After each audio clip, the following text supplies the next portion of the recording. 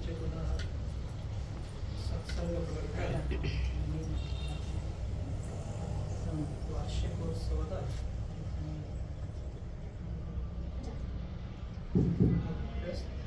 ಈ ಶುಭ ಸಂದರ್ಭದಲ್ಲಿ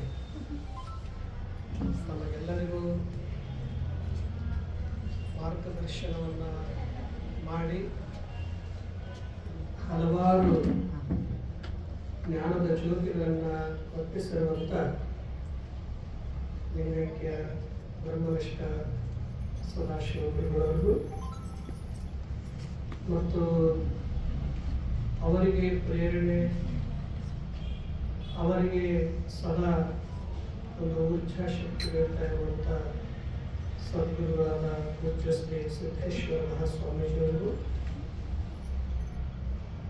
ಆ ಒಂದು ಛತ್ರ ಛಾಯದಲ್ಲಿ ಬೆಳೆದುಕೊಂಡು ನಿರಂತರ ನಮಗೆಲ್ಲ ಮಾರ್ಗದರ್ಶನ ಮಾಡ್ತಾ ಇರುವಂಥ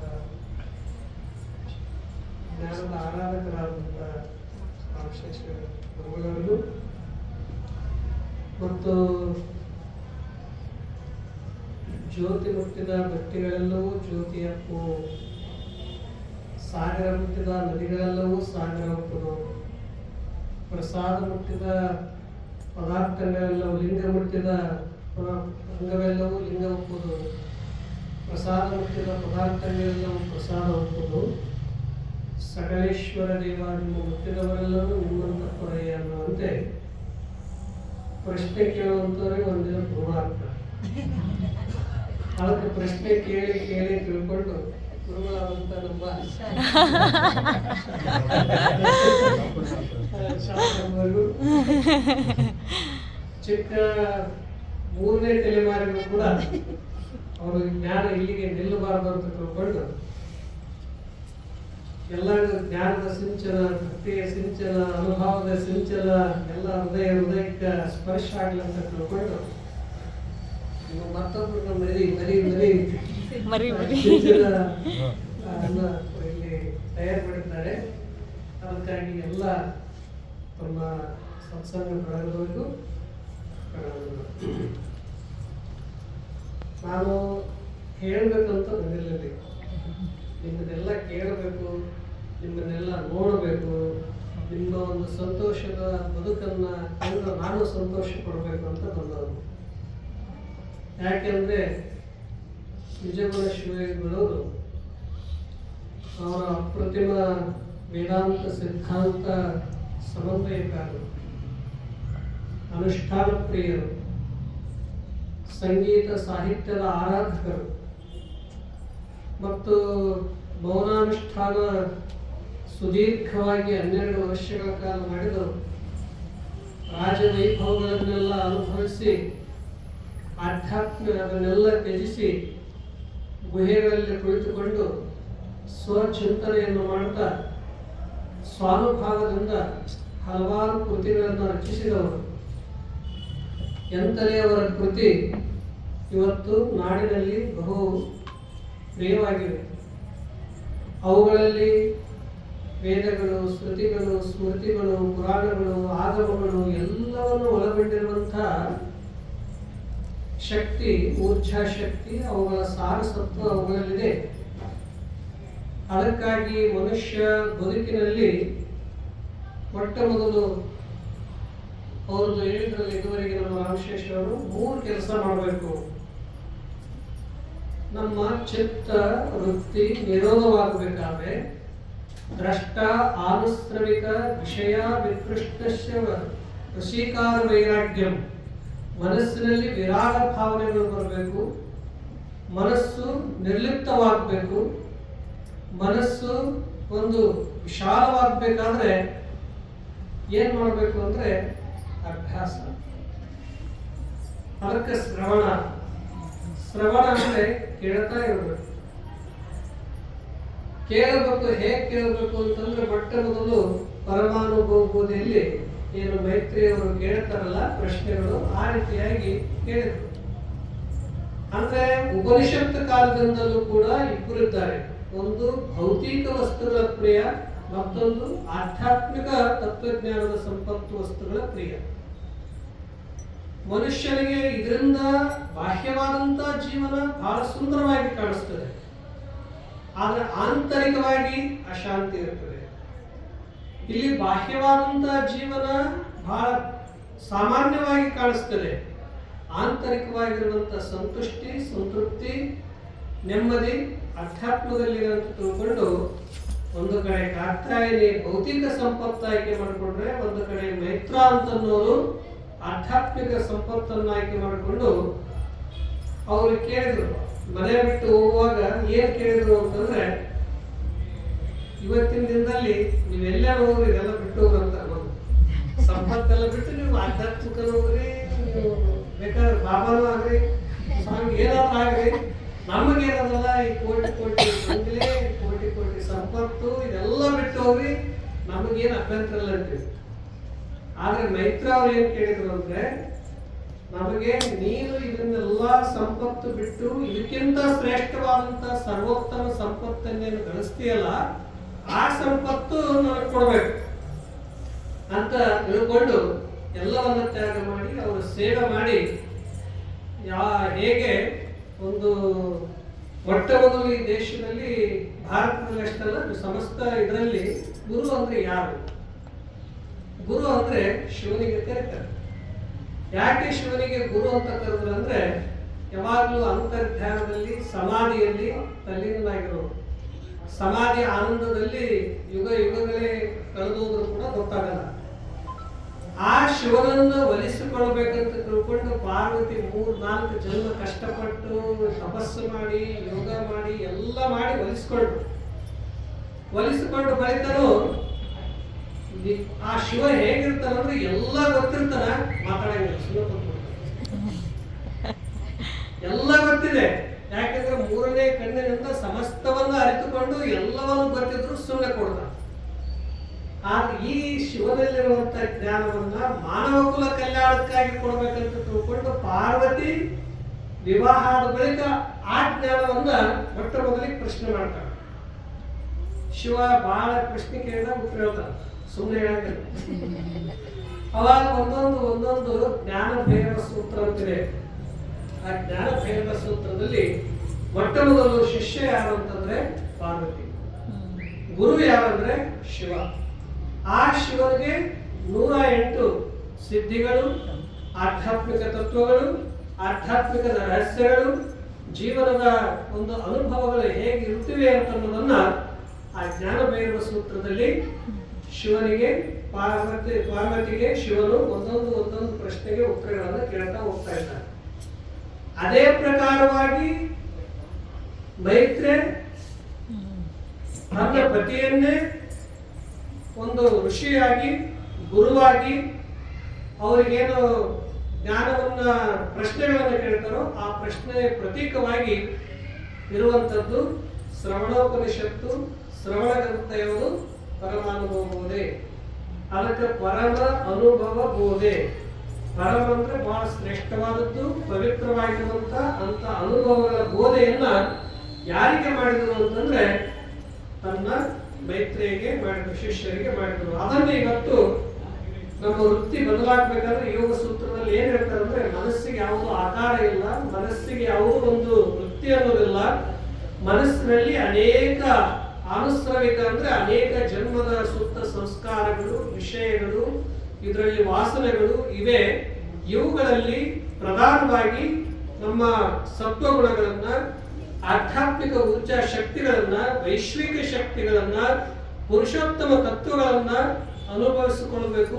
ಅವು ಕೇಳ್ತಾ ಹೋದ್ರೆ ಅಧ್ಯಾತ್ಮದಲ್ಲಿ ಅವು ಅಭಿವ್ಯಕ್ತಗೊಳ್ತಾವ. ಅದಕ್ಕೆ ಯೋಗ ಸೂತ್ರದಲ್ಲಿ ಏನ್ ಹೇಳ್ತಾರೆ, ಕೇಳು. ಏನ್ ಮಾಡೋದು? ಕೇಳೋದಷ್ಟು ಮಾಡಂತ ಹೇಳಿದ್ರು. ಅದಕ್ಕೆ ಶ್ರವಣ ಅಂತ ಕರೀತಾರೆ. ಶ್ರವಣ ಅಂದ್ರೆ ಮತ್ತೆ ಮತ್ತೆ ಮತ್ತೆ ಕೇಳಬೇಕು. ಅಕ್ಕ ಮಹಾದೇವಿ ಕೂಡ ಹೇಳಿದ್ರು, ಕಿವಿಗೆ ಶೃಂಗಾರ, ಪುರಾತನರ ಸುವಚನಗಳ ಕೇಳುವುದು, ಕಣ್ಣಿಗೆ ಶೃಂಗಾರ, ಗುರು ಹಿರಿಯರ ನೋಡುವುದು ಅಂತ ಹೇಳಿದ್ರಲ್ಲ.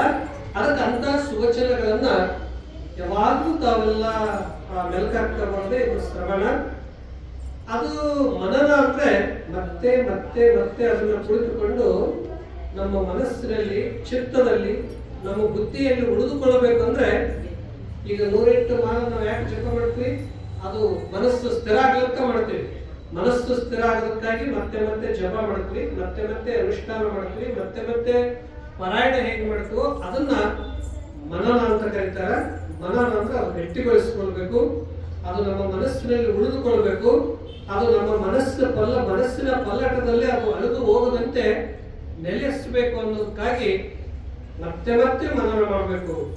ನಿಧಿಧ್ಯಾಸನ ಅಂದ್ರೆ ಅದು ಊಟ ಮಾಡಿದ ಬಳಿಕ ಅದರದ್ದು ಹೇಗೆ ಸ್ವಾದವನ್ನ ಅನುಭವಿಸ್ತೇವೆ ಹಾಗೆ ಆಧ್ಯಾತ್ಮಿಕ ಪರಮಾನುಭವ ಬೋಧೆಗಳನ್ನ ಕೇಳಿದ ಬಳಿಕ ಶ್ರವಣ ಮನನ ಅದನ್ನ ನಿಧಿಧ್ಯಾಸನ ರೂಪದಲ್ಲಿ ಉಳಿದುಕೊಳ್ಬೇಕು ಅಂತ ತಿಳ್ಕೊಂಡು ಈ ಆತ್ಮಜ್ಞಾನಕ್ಕೆ ಪ್ರಧಾನವಾಗಿರುವಂತಹ ಮಾರ್ಗ ಏನು ಪರಮಾನುಭವ ಬೋಧೆಯಲ್ಲಿದೆ ಅದೇ ಶ್ರವಣ ಮನನ ನಿಧಿಧ್ಯಾಸನ ಮಾಡಬೇಕು. ಇದೊಂದು ನಮಗೆ ನಿಜವಾದ ತತ್ವದ ದರ್ಶನವನ್ನ ಮಾಡಿಕೊಡ್ತದೆ. ಅಂತ ಒಂದು ಪರಮಾನುಭವ ಬೋಧೆಯನ್ನ ಪರಮಾರ್ಥ ಗೀತೆ ಅದು ಯಾರಿಗೆ ವಶಿಷ್ಠ ಮಹರ್ಷಿಗಳು ಶ್ರೀರಾಮಚಂದ್ರನಿಗೆ ಹೇಳಿರುವಂಥದ್ದು ಎಷ್ಟು ಸುಂದರವಾಗಿದೆ. ಅದು ಬಹಳ ಸುಂದರವಾಗಿರೋದು, ಮನನ ಮಾಡಬೇಕಾದದ್ದು. ಗುರುಕುಲದಲ್ಲಿರುವಾಗ ಶ್ರೀರಾಮನು ವಶಿಷ್ಠ ಮಹರ್ಷಿಗಳು ಅನೇಕ ಜ್ಞಾನದ ರಹಸ್ಯಗಳನ್ನು ಹೇಳಿಕೊಡ್ತಾರೆ. ಆ ರಾಜವಿದ್ಯೆಯನ್ನ, ಆಧ್ಯಾತ್ಮ ವಿದ್ಯೆಯನ್ನ, ಶಸ್ತ್ರವಿದ್ಯೆಯನ್ನ ಎಲ್ಲವನ್ನೂ ಒಳಗೊಂಡಿರುವಂತ ಅದು ಪರಮಾರ್ಥ ಗೀತ, ಪರಮ ಅರ್ಥದ ಗೀತದಲ್ಲಿ ಪರಮ ಅರ್ಥ, ಧರ್ಮ, ಅರ್ಥ, ಕಾಮ, ಮೋಕ್ಷಗಳೆಲ್ಲವನ್ನೂ ಒಳಗೊಂಡಿದೆ. ಅನುಭವ ಸಾರ ಅದು ನಿಧಿಧ್ಯಾಸನ, ಮನನ ನಿಧಿಧ್ಯಾಸನ. ಅದು ಅನುಭವ ಸಾರ ಬಹಳ ಕ್ಲಿಷ್ಟಕರವಾಗಿರುವಂಥದ್ದು. ಈಗ ಹೇಗೆ ನಾವು ಪ್ರಾಥಮಿಕದ ಹಂತದಿಂದ ನಾವು ಡಿಗ್ರಿವರೆಗೆ ಪಡಿತಾ ಹೋಗ್ತೀವಿ, ಹಾಗೆ ಕೇಳ್ತಾ ಹೋದಂತೆ ನಮ್ಮ ಮನಸ್ಸು ಬುದ್ಧಿಯ ಪರಿಪಕ್ವತೆ ಆದಂತೆ ಅನುಭವದ ಸಾರದ ಅನುಭವ ನಮಗೆ ಅನುಭೂತಿ ಆಗ್ತದೆ. ಈ 3 ಗ್ರಂಥದ ಜೊತೆಗೆ ವಿವೇಕ ಚಿಂತಾಮಣಿ ಅಂತ ಅನ್ನೋದು ಕನ್ನಡದ ವಿಶ್ವಕೋಶ ಅಂತ ಕರೀತಾರೆ. ಎಲ್ಲ ತರದ ಜ್ಞಾನ ಅದರಲ್ಲಿದೆ. ಇವೆಲ್ಲವನ್ನ ಅಧ್ಯಯನ ಮಾಡಿ ಕೊನೆಗೆ ಕೈವಲ್ಯ ಅಂದ್ರೆ ಭಗವಂತನ ಕಡೆ ಹೇಗೆ ಹೋಗ್ಬೇಕನ್ನೋದು ತಮ್ಮದೇ ಆದಂತ ಅನುಭವದಿಂದ 5 ಮಾರ್ಗಗಳನ್ನು 5 ಒಂದು ಚೌಕಟ್ಟುಗಳನ್ನು ಮಾಡಿ ಹೇಳಿದ್ರಲ್ಲ. ನೀವೆಲ್ಲ ಕೇಳ್ತಾ ಬರ್ತಾರೆ. ಅದಕ್ಕೆ ಶಿವಕೃಪೆ ಪಡಿಬೇಕು. ಶಿವಕಾರಣ್ಯದಲ್ಲಿ ಏನ್ ಪಡಿಬೇಕು? ಶಿವಕೃಪೆ ಪಡಿಬೇಕು. ಎಲ್ಲರ ಕೃಪೆ ಪಡೆಯೋದು. ಶಿವನ ಕೃಪೆ ಯಾಕೆ ಪಡಿಬೇಕಂದ್ರೆ ಶಿವ ಅಂದ್ರೆ ಮಂಗಲಮಯ, ಶುಭ ಮತ್ತು ಶಾಂತಿ, ಆನಂದದ ಪ್ರತೀಕ ಶಿವ. ಅದಕ್ಕೆ ಶಿವ ಅಂದ ತಕ್ಷಣ ಮನಸ್ಸು ಶಾಂತವಾಗ್ತದೆ. ಅಂತ ಶಿವನ ಕೃಪೆಯನ್ನು ನಾವು ಹೇಗೆ ಪಡೆದುಕೊಳ್ಬೇಕು? ಪ್ರಾರ್ಥನೆಯನ್ನು ಮಾಡಿ, ಆತನ ಅನುಷ್ಠಾನವನ್ನು ಮಾಡಿ, ಪೂಜೆಯನ್ನು ಮಾಡಿ. ಅದಕ್ಕಾಗಿ ಮೊಟ್ಟ ಮೊದಲು ಆ ಶಿವನ ಕಡೆ ಹೋಗಬೇಕಾದ್ರೆ ಯಾರ ಮಾತು ಕೇಳಿ ನಾವು ಶಿವನ ಕಡೆ ಹೋಗ್ಬೇಕು. ಅದಕ್ಕೆ ಗುರುಗಳ ಮಾತು ಕೇಳಬೇಕು. ಹಾಗಾದ್ರೆ ಗುರುಗಳ ಮಾತು ಎಲ್ಲಿಂದ ಶುರುವಾಯ್ತಂದ್ರೆ ಶ್ರೀ ಗುರು ವಚನೋಪದೇಶವನ್ನು ಆಲಿಸಿದಾಗಲೇ ನರನಿಗೆ ಮುಕುತಿ. ಇದರಲ್ಲಿ ಏನದ ಅಂದ್ರೆ ಅಲ್ಲಿ 3 ಗ್ರಂಥ, ಈ ಕೈವಲ್ಯ ಪದ್ಧತಿ ಎಲ್ಲದಕ್ಕೆ ಇದೊಂದು ಮಾತಿನಾಗದ. ಅವ್ರ ಮಾರ್ಗದರ್ಶನದಿಂದ ನಾವು ಹೋಗ್ಬೇಕು. ಗುರುಗಳು ಶ್ರೀ ಗುರು, ಶ್ರೀ ಅಂದ್ರೆ ನಿಮ್ಗೆಲ್ಲ ಗೊತ್ತು. ಅದ್ರಾಗ ಏನೇನಿದೆ? ಸಂಪತ್ತಿದೆ, ತ್ಯಾಗ ಇದೆ, ಭಕ್ತಿ ಇದೆ, ಜ್ಞಾನ ಇದೆ, ತಿತಿಕ್ಷೆ ಇದೆ, ಮೋಕ್ಷ ಎಲ್ಲವನ್ನೂ ಒಳಗೊಂಡಿದ್ದೇ ಶ್ರೀ ಸಂಪತ್ತದು. ಅಂತ ಗುರುಗಳನ್ನ ಕತ್ತಲೆಯಿಂದ ಬೆಳಕಿನ ಕಡೆ ಕರೆದುಕೊಂಡು ಹೋಗುವಂತಹ ಗುರುಗಳ ಮಾತುಗಳನ್ನ ಕೇಳುವುದೇ ಗುರು. ವಚನೋಪದೇಶವಂದ್ರೆ ಅದನ್ನ ಪಾಲಿಸಿಕೊಂಡು ಹೋಗುವಂಥದ್ದು, ಅನುಷ್ಠಾನ ಮಾಡುವಂಥದ್ದು, ಅದು ಜೀವನದಲ್ಲಿ ಅಳವಡಿಸಿಕೊಳ್ಳುವಂಥದ್ದು. ಅದಕ್ಕೆ ಅಂಥ ಒಬ್ಬ ಗುರು ನಾವೆಲ್ಲ ಕಣ್ತುಂಬ ನೋಡಿದ್ವಲ್ಲ. ಹಿಮಾಲಯ ಎಲ್ಲಕ್ಕಿಂತ ಎತ್ತರ ಅಂತ ಹೇಳ್ತಾರೆ. ಅದಕ್ಕಿಂತ ಎತ್ತರ ಗೌರಿಶಂಕರ ಅಂತ ಹೇಳ್ತಾರೆ. ಗೌರಿಶಂಕರಕ್ಕೆ ಹೋಗ್ಬೇಕಾದ್ರೆ 1 ಲಕ್ಷ ಪ್ಯಾಕೇಜ್ ಇದೆ. 1 ಲಕ್ಷ ಅಲ್ಲ, ಅದಕ್ಕೆ ಎಷ್ಟು ಪ್ಯಾಕೇಜ್ ಇದೆ? ಅದಕ್ಕೆ 1 ಕೋಟಿ ಪ್ಯಾಕೇಜ್ ಇದೆ. ಇದು ಮಾನಸ ಸರೋವರಕ್ಕೆ 3 ಲಕ್ಷ ಪ್ಯಾಕೇಜ್ ಇದೆ. 3 ಲಕ್ಷ. ಇದು ಗೌರಿಶಂಕರಕ್ಕೆ ಹೋಗ್ಬೇಕಾದ್ರೆ ನಮ್ಮ ಮನೆ ಕೇಳಿದೆ 1 ಕೋಟಿ ಇದೆ ಸ್ವಾಮೀಜಿ ಅಂತಂದ್ರು. ಆದ್ರೆ ಅದಕ್ಕಿಂತ ಎತ್ತರವಾದಂತ ಗೌರಿಶಂಕರ ಪರ್ವತವನ್ನು ನಾವು ಏನಾದ್ರು ಕಣ್ತುಂಬ ನೋಡಿದ್ರೆ ನಮ್ಮ ಜ್ಞಾನಯೋಗಿ ಶ್ರೀ ಸಿದ್ದೇಶ್ವರ ಮಹಾಸ್ವಾಮಿ. ಯಾಕೆಂದ್ರೆ ಅವರು ಜ್ಞಾನದಿಂದ ಅಷ್ಟಕ್ಕೆ ಬೆಳೆದ್ರು. ಆದ್ರೆ ಬಾಹ್ಯವಾಗಿ ನೋಡುವಾಗ ಸಾಲ ಜ್ಞಾನದ ಮಾತುಗಳಿಂದ ಇವತ್ತು ಸಮಸ್ತ ಮಾನವ ಕುಲವನ್ನೇ ಆಕರ್ಷಿಸಿದರು, ಚುಂಬಕದಂತೆ ಆಕರ್ಷಿಸಿದರು. ಎಲ್ಲಿ ಒಂದು ಪುಷ್ಪ ಇರ್ತದೆ ಅಲ್ಲಿ ದುಂಬಿ ಹೇಗೆ ಹುಡುಕ್ತಾ ಬರ್ತದೆ, ಹಾಗೆ ಜ್ಞಾನ ಪುಷ್ಪ ಅರಳಿ ನಿಂತಾಗ ಮುಮುಕ್ಷುಗಳು ಅಲ್ಲಿ ಧರ್ಮ, ವರ್ಗ, ವರ್ಣ, ಭಾಷೆ ಎಲ್ಲಕ್ಕೂ ಅತೀತವಾಗಿ ಅವರು ಇವತ್ತು ವಿಶ್ವದ ಸಂತರಾದರು, ಮಹಾನ್ ಯೋಗಿಗಳಾದರು. ನಾವು ಮೊಟ್ಟ ಮೊದಲು ಅವ್ರ ಕಡೆ ಬಂದಾಗ ಕೈವಲ್ಯ ಪದ್ಧತಿಯಲ್ಲಿ ಜೀವ ಸಂಬೋಧನ ಸ್ಥಳ, ಶಿವಕಾರಣ ಸ್ಥಳ ಪಾಠ ಮಾಡಿದ್ವಿ. ಮೊದಲಿಗೆ ಬಂದವರಿಗೆ ನಾವು ನಮಸ್ಕಾರ ಮಾಡಿದ್ವಿ. ನಮಸ್ಕಾರ ಮಾಡಿದ ತಕ್ಷಣ ಅವ್ರು ವಾಕ್ ಮಾಡ್ತಾ ಇದ್ರು. ವಾಕ್ ಇನ್ನೊಬ್ರು ವಕೀಲರು ಅವ್ರು ಕೂಡಿ ಇಬ್ಬರು ವಾಕ್ ಮಾಡ್ತಾ ಇದ್ರು. ಯಾಕೆ ಬಂದ್ರಿ ಅಂತ ಕೇಳಿದ್ರು. ನಾವು ಇಲ್ಲೇ ಇರ್ಬೇಕಂತ ಬಂದಿವ್ರಿ ನಿಮ್ಮ ಹತ್ರ ಅಂತ ಹೇಳಿದ್ರು. ನೀವು ಯಾವಾಗಾದ್ರೂ ಬಂದ್ರಿ ಇಲ್ಲಿ ಅಂತ ಕೇಳಿದ್ರು. ಯಾವಾಗ ಬಂದಿಲ್ಲ, ಮೊದಲನೇ ಸಲ ಬಂದಿದೆ ಅಂತ ಹೇಳಿದ್ವಿ. ಹೇಗೆ ಬಂದ್ರಿ? ಪ್ರವಚನಗಳನ್ನ ಕೇಳ್ತಾ ಇದ್ವಿ, ತಮ್ಮ ಜ್ಞಾನದ ಮಾತುಗಳು, ಅದಕ್ಕಾಗಿ ಎಲ್ಲ ಬಿಟ್ಟು ಬಂದ್ರಿ, ಇನ್ನು ಹೋಗಲ್ಲ, ನಮ್ದು ಹೋಗೋದಿಲ್ಲ ಅಂತ ಹೇಳಿದ್ವಿ. ಅವಾಗ ಅಷ್ಟೊತ್ತಿಗೆ ಒಂದಿಷ್ಟು ಆಶ್ರಮದೊಳಗೆ ಏನೇನೋ ಬಂದು ಇವನ್ನೆಲ್ಲ ಹೊರಗೆ ಹಾಕೊಂಡ್ರು. ಎಲ್ಲ ಹೊರಗಡೆ ಹಾಕಿ ಬಂದ ಬಳಿಕ ನಿಮಗೆ ಏನೇನು ಕಲ್ತ್ರಿ ಅಂದ್ರು. ಅವಾಗ ನಾವು ಮೊಟ್ಟ ಮೊದಲು ಈ ಕೈವಲ್ಯ ಪದ್ಧತಿಯನ್ನ ಒಂದು 15-20 ನಿಮಿಷದಲ್ಲಿ ಶಿವಕಾರಣ ಸ್ಥಳ ಎಲ್ಲ ಹೇಳ್ಬಿಟ್ಟಿದ್ವಿ. ಆಮೇಲೆ ಜೀವ ಸಂಬೋಧನ ಸ್ಥಳ ಹೇಳಿದ್ವಿ. ನಿಮಗೆ ಇನ್ನೇನು ಹೇಳೋದು ಎಲ್ಲ ಕಲಿಬೇಕಾಗಿದೆ. ಇಷ್ಟೆಲ್ಲ ಕಲಿತ ಇನ್ನು ಸಾಗುವಾಗಂದ್ರೆ ನಮಗೆ ಹೆಚ್ಚು ಪ್ರಭಾವಿತ ಆಗಿದ್ದು, ನಮ್ಮ ಜೀವನಕ್ಕೆ ಹೆಚ್ಚು ಒಂದು ಅನುಭವ ಅಂತಂದ್ರೆ ಈ ನಿಜಗುಣರ ಶಾಸ್ತ್ರ. ನಾವು ಹೇಗೆ ಸಿಂಚನ ಇದ್ದಂತೆ ಆಗ ಎಲ್ಲ ನಿಜಗುಣ ಶಾಸ್ತ್ರಗಳನ್ನು ಪಾಠ, ಕೈವಲ್ಯ ಪದ್ಧತಿ, ಪರಮಾನುಭೂತಿ ಎಲ್ಲ ಒಂದಿಷ್ಟು ಆಶ್ರಮದಲ್ಲಿ ಇದ್ದುಕೊಂಡು ಗುರುಗಳು ಇರುವಂದಾಗ ಒಂದು 3 ವರ್ಷದಾಗ ಎಲ್ಲ ಅಧ್ಯಯನ ಮಾಡಿದ್ವಿ. ಅದಕ್ಕಾಗಿ ಅಂತ ಗುರುಗಳು ಯಾವಾಗ ನಮ್ದು ಏನು ಭಾಗ್ಯ ಅಂದ್ರೆ ಸಂಜೆ ರಾತ್ರಿ ಸಮಯದಲ್ಲಿ ಅವರು ಕುಳಿತುಕೊಂಡು ಊಟ ಆದ್ಮೇಲೆ ಲೈಟ್ ಎಲ್ಲ ಆರಿಸಿ ಆ ಪದಗಳನ್ನ ಹೇಳಕರಿಸ್ತದ್ರು. ಕೈವಲ್ಯ ಪದ್ಧತಿಗಳು ಇವನ್ನ ಹೇಳಿ ಅಂತ. ಆಮೇಲೆ ಮೊಟ್ಟ ಮೊದಲಿಗೆ ಅವರು ಆಶ್ರಮದಲ್ಲಿದ್ದಾಗ ಗುರುಗಳು ಹೇಳಿದ್ರು, ಪ್ರವಚನ ಹೇಳಬೇಕು ಬೆಳಗ್ಗೆ ಸಂಜೆ ಅಂತ ಹೇಳಿದ್ರು. ನಾವು ಪ್ರವಚನ ಹೇಳಬೇಕಂದ್ರೆ ಪದ್ಯಗಳಂದ್ರೆ ಹೇಳ್ಬೇಕಾದಷ್ಟು ಅಂತ ಹೇಳಿದ್ರು. ಇಲ್ಲ, ಅದೇ ಪದ್ಯನ ಅವುಗಳನ್ನು ಒಂದೊಂದಾಗಿ ಹೇಳಬೇಕಂದಾಗ ಭಗವದ್ಗೀತೆ ಕೈವಲ್ಯ ಪದ್ಧತಿಯಿಂದ ಪ್ರವಚನ ಪ್ರಾರಂಭ ಮಾಡಿದ್ವಿ. ಹಲವಾರು ವರ್ಷಗಳ ಕಾಲ ಹೇಳಿದ್ವಿ. ಅದಕ್ಕಾಗಿ ಇದರಲ್ಲಿ ಏನಿದೆ ಅಂದ್ರೆ ಬಹಳ ಸರಳ ಭಾಷೆಯಲ್ಲಿ ಎಲ್ಲವನ್ನಿದೆ. ನಮಗೆ ಪ್ರೇರಣೆ, ಪ್ರೋತ್ಸಾಹವನ್ನ ಕೊಟ್ಟು ಇಷ್ಟೆಲ್ಲ ಜ್ಞಾನದಿಂದ ಬೆಳಲಿಕ್ಕೆ ನಮ್ಮೆಲ್ಲರಿಗೆ ಕಾರಣ ಅಂತಂದ್ರೆ ಆ ಜ್ಯೋತಿ. ಅದೊಂದು ಅವ್ಯಕ್ತ ಶಕ್ತಿ. ಅಂತ ಒಂದು ಶಕ್ತಿ ಯಾವಾಗ ಅಂತಂದ್ರೆ ಇವತ್ತು ವಿಶ್ವದ ತುಂಬೆಲ್ಲ ನಾವು ಅವರ ಜ್ಞಾನ, ಅವರ ತ್ಯಾಗ, ಅವರ ವೈರಾಗ್ಯ, ಅವರ ಸಾದಾ ಜೀವನ, ಯಾವುದೇ ಒಂದು ಮಾನ, ಸಮ್ಮಾನ, ಪ್ರಶಸ್ತಿಗಳು ಏನು ಬಂದರೂ ಕೂಡ ಎಲ್ಲಕ್ಕೂ ಅತೀತವಾಗಿ ಜ್ಞಾನದ ಸ್ಥಿತಿಯಲ್ಲೇ ಕೊನೆಯವರೆಗೆ ಉಳಿದುಕೊಂಡ್ರಲ್ಲ, ಅದಕ್ಕೆ ಜ್ಞಾನಯೋಗಿಗಳು. ಮನುಷ್ಯ ನಮ್ಮ ಬದುಕಿನಲ್ಲಿ ನಾವು ಏನಾದರೂ ನಡುವೆ ಬಂದಾಗ ನಮ್ಮ ದಿಶೆಗಳು ಬದಲಾಗ್ತವೆ. ಒಂದು ಸಂಪತ್ತು ಬಂದಾಗ, ಮಾನ ಸಮ್ಮಾನಗಳು ಬಂದಾಗ, ಆಗ ಅವ್ರದ್ದು ಏನು ಬಂದರೂ ಕೂಡ ಸರ್ಕಾರದಿಂದ ಸಾಕಷ್ಟು ಹಣ ಬಂದವು, ಡಾಕ್ಟರೇಟ್ ಪ್ರಶಸ್ತಿಗಳು ಬಂದವು, ಬೇಕಾದಷ್ಟು ಮಾನ ಸಮ್ಮಾನಗಳು ಬಂದರೂ ಕೂಡ ಅದೆಲ್ಲವನ್ನು ಸಹಜವಾಗಿ ಸಲ್ಲಿಸಿ ಜ್ಞಾನದ ಆರಾಧನೆಯಲ್ಲಿ ಉಳಿದುಕೊಂಡು ಕೊನೆ ಯಾರೇ ಬಂದರೂ ಕೂಡ ಎಲ್ಲರಿಗೂ ಪ್ರೇರಣೆ ಕೊಡ್ತದಲ್ಲ. ನಾವು ಯಾರೇ ಹೋದ್ರು ನಮ್ಮಲ್ಲಿ ಏನದ ಅದನ್ನ ಬಹಳ ದೊಡ್ಡದು ಮಾಡಿ ನಮ್ಮನ್ನೇ ದೊಡ್ಡವರನ್ನಾಗಿ ಮಾಡೋದು. ಅಷ್ಟು ಒಂದು ಎಲ್ಲಿ ಗುಣ ಇರ್ತದೆ ಅಂದ್ರೆ ಯಾರ ಮನಸ್ಸು ದೊಡ್ಡದಿರ್ತದೆ ಅಲ್ಲಿ ಎಲ್ಲವನ್ನ ಕೇಳ್ತಾರೆ. ನಾವು ಸ್ವಲ್ಪ ಜ್ಞಾನ ಇದ್ದದ್ದು ನಮ್ದು ಏನಂತ ಬಡ ಹೇಳಿಬಿಡ್ತೇವೆ ನಾವು. ಅದಕ್ಕಾಗಿ ಅಂತ ಒಬ್ಬ ಗುರುಗಳ ಹತ್ರ ನಾವು ಇದ್ದದ್ದೇ ಒಂದು ಭಾಗ್ಯ. ಅಂತ ಗುರುಗಳ ಹತ್ರ ಇದ್ದದ್ದೇ ನಮ್ಮದು ಒಂದು ಯೋಗ.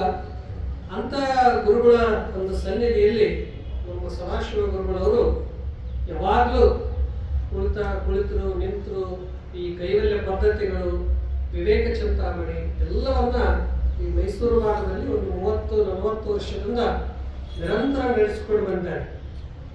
ಬಹುತೇಕ ಅದು ಕೊಳ್ಳೇಗಾಲದ ಚಿಲ್ಕೋಡೆಯಲ್ಲಿ ಶಂಭುಲಿಂಗ ಬೆಟ್ಟದಲ್ಲಿ ನಿಜಗುಣ ಶಿವಗಳು ಧ್ಯಾನ ತಪಸ್ಸು ಮಾಡಿ ಅದು ಕೇವಲ ಉತ್ತರ ಕರ್ನಾಟಕದ ಕಡೆ ಬೆಳೆದತ್ತು.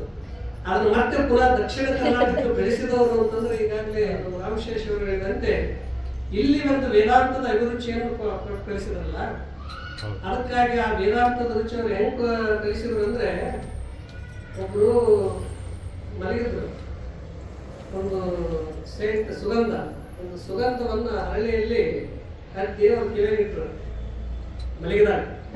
ಅವ್ರು ಎದ್ದು ಬಳಿಕ ಎಲ್ಲೋ ಸುಗಂಧ ಬರ್ತದಂತ ಎಲ್ಲ ಕಡೆ ಎಲ್ಲಿ ಸುಗಂಧದ ಎಲ್ಲಿ ಸುಗಂಧದ ಕೊನೆಗೆ ಅದು ಹುಡುಕಿ ಸಾಕಾಯ್ತು, ಸಿಗಲೆಲ್ಲ ಬಂದು ಸುಮ್ಮನೆ ಕುಂತು ನೋಡಿದಾಗ ತಮ್ಮ ಕಿವಾಗ ಇತ್ತು.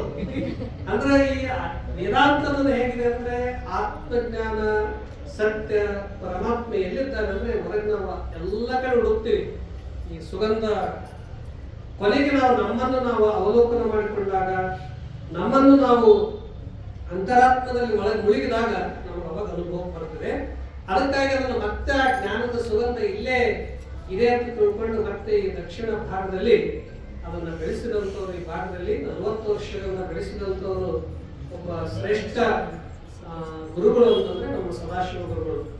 ಅವರು ಕುರಿತು ಮತ್ತು ನಾವು ಹೇಳೋದು ಬೇರೆ, ನಾವು ಬಾಬಾಗಳು ಎಲ್ಲ ಕಡೆ ಬಿಟ್ಟು ಹೋಗ್ಬಿಡ್ತೀವಿ. ಆದ್ರೆ ಅವರು ಏನು ಜಾಣನು, ಲೌಕಿಕ ಪರಮಾರ್ಥಗಳನ್ನು ಕೂಡಿ ನಡೆಸುತ್ತೆ ಅನ್ನೋದಂತೆ ಶಿಕ್ಷಣದ ಜೊತೆಗೆ ಮಕ್ಕಳಿಗೆ ಎಲ್ಲ ಶಿಕ್ಷಣ ಸಂಸ್ಕಾರಗಳು ಅದ್ರ ಕಡೆ ಲಕ್ಷ್ಯ ಕೊಡಲ್ಲ ಅವರು. ಆದ್ರೂ ಅದನ್ನೆಲ್ಲ ಕೂಡಿ ಮಾಡ್ತಾ ಬಂದ್ರಲ್ಲ, ಅದು ಬಹಳ ದೊಡ್ಡದು.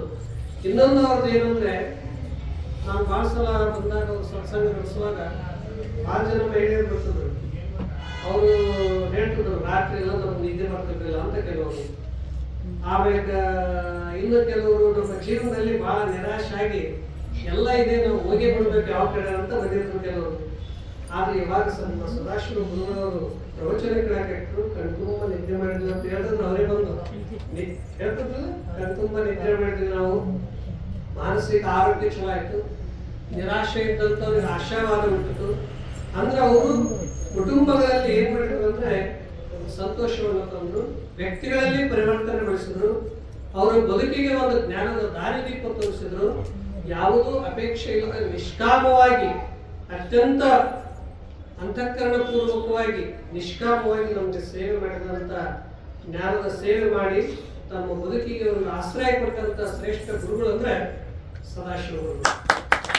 ಅದಕ್ಕಾಗಿ ಅವರು ಇಲ್ಲಿ ವೇದಾಂತದ ಅಭಿರುಚಿಗೆ ಹೇಳಿದ್ರಲ್ಲ, ಇವರು ಸಣ್ಣ ಸಣ್ಣ 3ನೇ ತಲೆಮಾರಿಗೆ ಕೂಡ ವೇದಾಂತದ ನಮ್ದು ಏನು ಗೊತ್ತಿದ್ದಿಲ್ಲ ನಮಗೆ ಅಂತ ಹೇಳಿದ್ರು.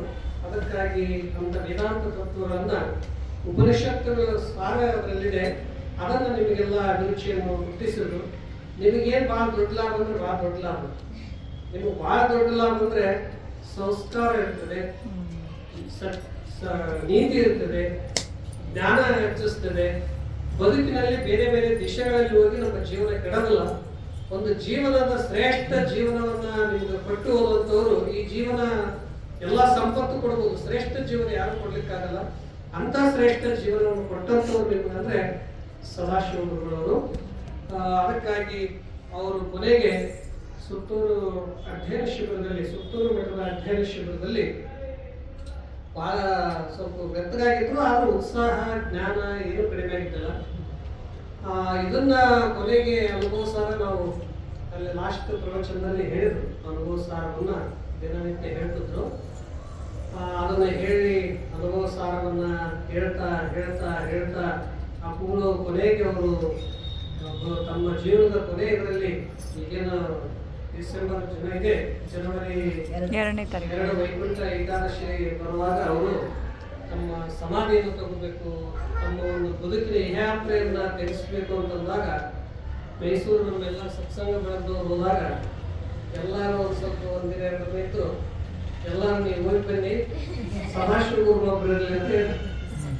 ಯಾಕಂದ್ರೆ ಅವ್ರ ಪ್ರಿಯ ಶಿಷ್ಯರು ಸದಾಶಿವ ಗುರುಗಳೊಬ್ಬರಲ್ಲಿ. ಸದಾಶಿವ ಗುರುಗಳಿಗೆ ಏನ್ ಮಾಡ್ಬೇಕಂದ್ರೆ ಬೆಳಗ್ಗೆ ಸಂಜೆಯಲ್ಲಿ ಪ್ರವಚನ ಹೇಳ್ಬೇಕಂತ ಅವ್ರಿಗೆ ಪ್ರವಚನ ಹಚ್ಚಿ ಅವ್ರು ಕೇಳ್ತಾರೆ. ಅಂದ್ರೆ ವೇದಾಂತ ತತ್ವಗಳು ಅವ್ರಿಗೆ ಎಷ್ಟು ಪ್ರೇಮ ಅಂತಂದ್ರೆ ಅವ್ರು ಕೇಳ್ಕೊಂಡು ತಲ್ಲಿರ್ತಿದ್ರು, ಎಲ್ಲರಿಗೂ ಪರಿಚಯ ಮಾಡಿಸ್ತಿದ್ರು. 1 ತಿಂಗಳ ಇದ್ದು ಪ್ರವಚನ ಮಾಡಿ ಅವರು ಗುರುಗಳು ಹೇಳಿದಂತೆ ಬದುಕಿನ ತುಂಬೆಲ್ಲ ಪ್ರವಚನ ಮಾಡ್ತಾ ಬಂದ್ರು. ಅವ್ರಿಗೊಂದು ಮಾತು ನೀವು ಪ್ರವಚನ ನಿಲ್ಲಿಸಬಾರ್ದು. ತೈತರಿಯೋಪನಿಷತ್ತರಲ್ಲಿ ಒಂದು ಮಾತು ಹೇಳ್ತಾರೆ, ಏನೇ ಆಗಲಿ ಸ್ವಾಧ್ಯಾಯವನ್ನು ನಿಲ್ಲಿಸಬೇಡ. ಎಂಥದ್ದೇ ಜೀವನದಲ್ಲಿ ಬರಲಿ ಅದೇ ಸ್ವಾಧ್ಯಾಯವೇ ನಿನಗೆ ಜಪ ತಪ ಯಜ್ಞ ಅನುಷ್ಠಾನ ಅಂತ ಹೇಳ್ತಾರೆ. ಸ್ವಾಧ್ಯಾಯನ ಪ್ರವಚನೇನ ಲಭ್ಯ ಅಂದ್ರೆ ಅದರಿಂದ ಎಲ್ಲವೂ ಸಿಗ್ತದೆ ಅಂತ ಹೇಳಿದ್ರು. ಅದಕ್ಕಂತ ಸ್ವಾಧ್ಯಾಯವನ್ನು ಅವರು ನಿಲ್ಲಿಸಲಿಲ್ಲ. ನಾವು ಮಹಾರಾಷ್ಟ್ರದಲ್ಲಿ ಒಬ್ಬರು ಸಂತರಾಗಿರುವುದು ತಮಗೆಲ್ಲ ಗೊತ್ತಿರುವಂತೆ ಸಂತ ತುಕಾರಾಮರಂತ. ಸಂತ ತುಕಾರಾಮರೊಬ್ಬರು ಅವರು ವಿಷ್ಣು ಭಜನೆಯನ್ನ ಆರಾಧನೆಯನ್ನು ಮಾಡ್ತಾನೆ ವಿಷ್ಣು ಭಗವಂತನ ಸ್ತುತಿಯನ್ನು ಮಾಡ್ತಾನೆ ವೈಕುಂಠಕ್ಕೆ ಹೋದ್ರು ಅಂತ ಕೇಳ್ತಾರೆ. ಅವರು ವೈಕುಂಠಕ್ಕೆ ಹೇಗೆ ಹೋದ್ರು ಅಂದ್ರೆ ಸ್ವತಃ ಶ್ರೀಹರಿಯೇ ಅವರಿಗೆ ಇದು ತಗೊಂಡು ಬಂದಿದ್ದ ಅಂತ ಕೇಳಿದ್ರು. ಆದ್ರೆ ಅಂತ ಗುರುಗಳ ಪುನಃ ವಚನಗಳನ್ನು ಪಾಲನೆ ಮಾಡ್ತಾ ಪ್ರವಚನ ಹೇಳ್ತಾ ಇರಬೇಕಂದ್ರೆ ಪ್ರವಚನ ಹೇಳ್ತಾ ಬ್ರಹ್ಮಾಕಾರ ವೃತ್ತಿಯಲ್ಲಿ ತಮ್ಮ ಶರೀರವನ್ನು ತ್ಯಜಿಸಿದವರು ಯಾರಾದ್ರೂ ಇದ್ರೆ ಸದಾಶಿವ ಪ್ರವಚನ ಹೇಳ್ತಾ ಪ್ರಾಣ ಬಿಟ್ಟಿಲ್ಲ. ಯಾಕಂದ್ರೆ ಗುರು ಆಜ್ಞೆ ಎಷ್ಟು ಪಾಲನೆ ಮಾಡಿದ್ರಲ್ಲ. ಪ್ರವಚನ ಹೇಳುವಾಗ ಏನಾಗ್ತದೆ, ವೃತ್ತಿ ಬ್ರಹ್ಮಾಕಾರ ಇರ್ತದೆ, ವೃತ್ತಿ ಆತ್ಮಾಕಾರ ಇರ್ತದೆ. ಆತ್ಮಾಕಾರ ಬ್ರಹ್ಮಾಕಾರ ವೃತ್ತಿಯಲ್ಲಿ ಪ್ರಾಣ ಬಿಟ್ಟಂತವರು ಅವರು ಮೋಕ್ಷ ಇಲ್ಲಿದ್ದಾಗಲೂ ಪಡೆದ್ರು, ಅವರು ಭಗವಂತನ ಸನ್ನಿಧಿಗೆ ಹೋದ್ರು. ಅಂತ ಒಬ್ಬ ಶ್ರೇಷ್ಠ ಸದಾಶಿವ ಗುರುಗಳವರನ್ನ ಪೂಜ್ಯ ಶ್ರೀ ಸಿದ್ದೇಶ್ವರ ಮಹಾಸ್ವಾಮೀಜಿಯವರನ್ನ ಕಣ್ತುಂಬ ನೋಡಿದಂಥವರು ತಾವು ಪಾವನರು, ತಾವು ಧನ್ಯರು, ತಾವು ಕೃತಕೃತ್ಯರು ಅಂತ ಪ್ರಥಮಾನುಭವದಲ್ಲಿ ಹೇಳಿದಂತೆ ಅಂತ ಒಂದು ಶ್ರೇಷ್ಠ ಅನುಭೂತಿಯನ್ನು ತಾವೆಲ್ಲ ಪಡೆದುಕೊಂಡ್ರಿ. ನಮ್ಮ ರಾಮಶೇಷವರು ಕೂಡ ಅಲ್ಲಿ ಸುತ್ತೂರಲ್ಲಿ ನಾವು ಹಲವಾರು ವರ್ಷಗಳಿಂದ ನೋಡ್ತಾ ಬರ್ತೀವಿ. ಹೊಸ ಪುಸ್ತಕ ತಂದು ಕೊಡೋರು, ಅವಳಿಗೆ ಯಾವುದೇ ಒಂದು ಹೊಸ ಪುಸ್ತಕ ಬಂತಂದ್ರೆ ಅದನ್ನು ತಂದು ಅವ್ರ ಕಡೆ ಕೊಡೋರು, ಅವರು ಅದನ್ನ ಓದಿ ಮತ್ತೆ ಇವ್ರಿಗೆ ವಾಪಸ್ ಕೊಡೋರು. ಎಷ್ಟೋ ಹೊಸ ಪುಸ್ತಕಗಳು ತರೋರು. ಕೆಲವರಿಗೆ ಆಶ್ಚರ್ಯ ಆಗೋದು, ಸ್ವಾಮೀಜಿಯವರು ನೆಟ್ ಸರ್ಚ್ ಮಾಡಲ್ಲ, ಗೂಗಲ್ ಮಾಡಲ್ಲ, ಹೊಸ ಪುಸ್ತಕ ಗೊತ್ತಾಗ್ತದೆ. ಎಲ್ಲ ಯಾವುದೇ ಒಂದು ಹೊಸ ಮಾರ್ಕೆಟಿಗೆ ಬರೋಕ್ಕಿಂತ ಮೊದಲು ಅವ್ರಿಗೆ ಗೊತ್ತಾಗ್ತದೆ. ಆ ರೀತಿಯಾಗಿ ಅವರು ಬದುಕಿನ ಕೊನೆಯತನೂ ಸ್ವಲ್ಪ ಆರಾಮ ತಕ್ಷಣ ಏನ್ ಮಾಡ್ತಿದ್ರು, ಓದೋದು ಮಾತ್ರ ಅವ್ರು ನಿಲ್ಲಿಸ್ತಿದ್ದಿಲ್ಲ. ಅವರಿಗೆ ಕಾಲಿಗೆ ಆಪರೇಷನ್ ಆದ ಬಳಿಕ ಹೊರಗೆ ತಂದು ಬಳಿಕ ಅಂದು 4 ತಾಸು ಪ್ರವಚನ ಬೇಡ, ಸಾಧಕ ಕೂರಿಸಿ 4 ತಾಸು ಕ್ಲಾಸ್ ಮಾಡೋದು. ಅದು ನೋವಾದ ನೀವು ಕೇಳ್ತಿದ್ರಿ. ರಾಮಕೃಷ್ಣ ಪರಮಹಂಸರು, ಇನ್ನು ನಿತ್ಯಾನಂದರು, ಅವರು ರಮಣ ಮಹರ್ಷಿಗಳು, ಅವರ ಬದುಕಿನಲ್ಲಿ ಏನಾದ್ರು ಬಂದರೂ ಕೂಡ ಅವರ ಕಡೆ ಪ್ರಜ್ಞೆ ಇಲ್ಲದಂತೆ ಆತ್ಮಸ್ಥ ಸ್ಥಿತಿಯಲ್ಲಿ ಇರ್ತಿದ್ರು ಅಂತ. ಅದರಂತೆ ಅಲ್ಲಿ 5 ತಾಸು ಆಪರೇಷನ್ ಮಾಡಿ ಹೊರಗೆ ತಂದು, ಅದು ಹೇಗೆ ಮಾಡ್ಯಾರ ಆಪರೇಷನ್ ಅಂತಂದ್ರೆ ಯಾವುದೇ ಇದು ಕೊಡ್ಲಾರ್ದೆ ಹೆಂಗ ಇದೆಲ್ಲ ನಾವು ನೋಡ್ತೀರಂತ ತಿಳ್ಕೊಂಡು ಮಾಡಿದ ಬಳಿಕ ಹೊರಗೆ ಬಂದ ತಕ್ಷಣ ಅವತ್ತು 4-5 ತಾಸುಗಳ ಕಾಲ ಎಲ್ಲರೂ ಕೂರಿಸ್ಕೊಂಡು ಚಿಂತನೆ ಮಾಡಿಸ್ತಾರೆ. ಕೇಳೋರಿಗೆ ಸಾಕಾಯ್ತು. ಅಷ್ಟು ತಮ್ಮ ಒಂದು ಶರೀರದ ಕಷ್ಟ ಇದರಲ್ಲಿ ಕೂಡ ಅದ್ರ ಕಡೆ ಗಮನ ಕೊಡದಂತೆ ಆತ್ಮಾಕಾರ ವೃತ್ತಿಯಲ್ಲಿದ್ದಂಥವರು ಮಹಾನ್ ಯೋಗಿಗಳವರು. ಅದಕ್ಕಾಗಿ ಅವರು ಜೀವನ ಅಂತವರ ಮಹಾತ್ಮರ ಜೀವನವನ್ನ ತಾವು ನೋಡಿದ್ವಿ, ಅವರ ಬದುಕನ್ನ ಅನುಭವಿಸಿದ್ವಿ, ಅವರ ಜ್ಞಾನವನ್ನ ಕಂಡಿವಿ. ಅದಕ್ಕಾಗಿ ಅವ್ರ ಬದುಕಿನ ಕೊನೆತನ ಶ್ರವಣ ಮಾತ್ರ ಬಿಡಲಿಲ್ಲ. ಸ್ವಲ್ಪ ಆರಾಮ ಆಯ್ತಂದ್ರೆ ಪುಸ್ತಕ ತಗೊಂಬಾನವರು. ಆ ಕೊನೆಗೆ ಕೂಡ ಏನಂತಂದ್ರೆ ಅವು ಸಮಗ್ರ ಸಾಹಿತ್ಯ ಬಂದ ಬಳಿಕ ಅದನ್ನೆಲ್ಲ ನೋಡಿದ್ರು. ನೋಡಿದ ಬಳಿಕ ಅವೇನು 10-12 ಬಂದವಲ್ಲ, ಎಲ್ಲ ನೋಡಿದ ಬಳಿಕ ಅವುಗಳನ್ನು ನೋಡಿ ಆಮೇಲೆ ಕಣ್ಣು ಮುಚ್ಚಿದ್ರು, ಆಮೇಲೆ ವಾಪಸ್ ಬರಲಿಲ್ಲ. ಅದಕ್ಕಿಂತ ಮೊದಲು ಕೂಡ ಸ್ವಲ್ಪ ಆರಾಮಾದ ತಕ್ಷಣ ಆ ಪುಸ್ತಕ ತಗೊಂಡ್ರೆ ಈ ಪುಸ್ತಕ ತಗೊಂಡ್ರೆ ಅಂತ ಹೇಳೋರು. ಬರೀ ಓದೋದು ಅಷ್ಟು ಅಭ್ಯಾಸ. ಅವರು ಪ್ರೀತಿಸಿದ್ದು, ಅವ್ರು ಆರಾಧನೆ ಮಾಡಿದ್ದು ಏನಾದ್ರೆ ನಾವು ಜ್ಞಾನ ಸಂಪತ್ತು ಮತ್ತು ಎರಡದ್ದು ಅವ್ರಿಗೆ ಏನು ಕಲಿಸ್ಕೊಟ್ಟೋದು ನಮಗೆಲ್ಲ ಅಂದ್ರೆ ಇಡೀ ನಾಡಿನ ತುಂಬೆಲ್ಲ ಭಕ್ತರ ಸಂಪತ್ತನ್ನು ಗಳಿಸಿದ್ರು, ಜ್ಞಾನದ ಸಂಪತ್ತನ್ನು ಗಳಿಸಿದ್ರು, ಪ್ರೀತಿಯ ಸಂಪತ್ತನ್ನು ಗಳಿಸಿದ್ರು. ಒಂದು ಶ್ರೇಷ್ಠ ಯತಿಗಳ ಜೀವನವನ್ನ ಇಲ್ಲಿ ಮೈಸೂರಲ್ಲಿ ಹಲವಾರು ವರ್ಷಗಳಿಂದ ತಾವು ಪ್ರವಚನವನ್ನ ಕೇಳಿದ್ದೀರಿ. ಮತ್ತು ಅವರ ಬದುಕಿನಲ್ಲಿ ಏನಂದ್ರೆ ಅವ್ರ ಬದುಕಿನಲ್ಲಿ ಎಂಥವರಿದ್ರು ಕೂಡ ಪ್ರಶ್ನೆ ಉತ್ತರ ಸಿಗ್ತದೆ. ಯಾಕೆ ನಾನು ಈ ಮಾತನ್ನು ಹೇಳ್ತಂದ್ರೆ, ಅಮೇರಿಕಕ್ಕೆ ಒಂದ್ಸಲ ಪ್ರವಚನಕ್ಕೆ ಹೋಗಿದ್ರು. ಗುರುಗಳು ಪ್ರವಚನಕ್ಕೆ ಹೋದಾಗ ನಮ್ಗೆ ಅಲ್ಲಿ ಒಬ್ಬ ವ್ಯಕ್ತಿಗಳು ಅವ್ರ ಮನಸ್ಸಿನಲ್ಲಿ ಬಹಳ ದ್ವಂದ್ವ ಸಮಸ್ಯೆಗಳು, ಅದಕ್ಕೆ ಉತ್ತರ ಯಾರ ಕಡೆ ಹೋದ್ರು ಸಿಕ್ಕಿದ್ದಿಲ್ಲ. ಅವ್ರು ಬಹಳಷ್ಟು ಜನರ ಕಡೆ ಹೋದ್ರು, ಎಲ್ಲರಿಗೂ ಕೇಳಿದ್ರು, ಸಮಾಧಾನ ಆಗಿತ್ತಿಲ್ಲ. ಆದ್ರೂ ಒಂದ್ಸಲ ಹೇಳಿದ್ರು, ಇಲ್ಲ ಒಬ್ಬರು ಬಿಜಾಪುರ ಸಿದ್ದೇಶ್ವರ ಸ್ವಾಮೀಜಿಯವರು ಬಂದಾರ, ಅವ್ರ ಕಡೆ ಹೋಗ್ರಿ, ನಿಮ್ಗೆ ಪ್ರಶ್ನೆಗೆ ಉತ್ತರ ಸಿಗ್ತದೆ, ಪ್ರವಚನಕ್ಕೆ ಹೋಗ್ರಿ ಅಂತ ಹೇಳಿದ್ರು. ಅವ್ರು ಬಂದು ಕೂತರು, ಸಾಗುಗಳೆಲ್ಲ ತುಡುಕ ಕಟ್ಟಿದ್ರು.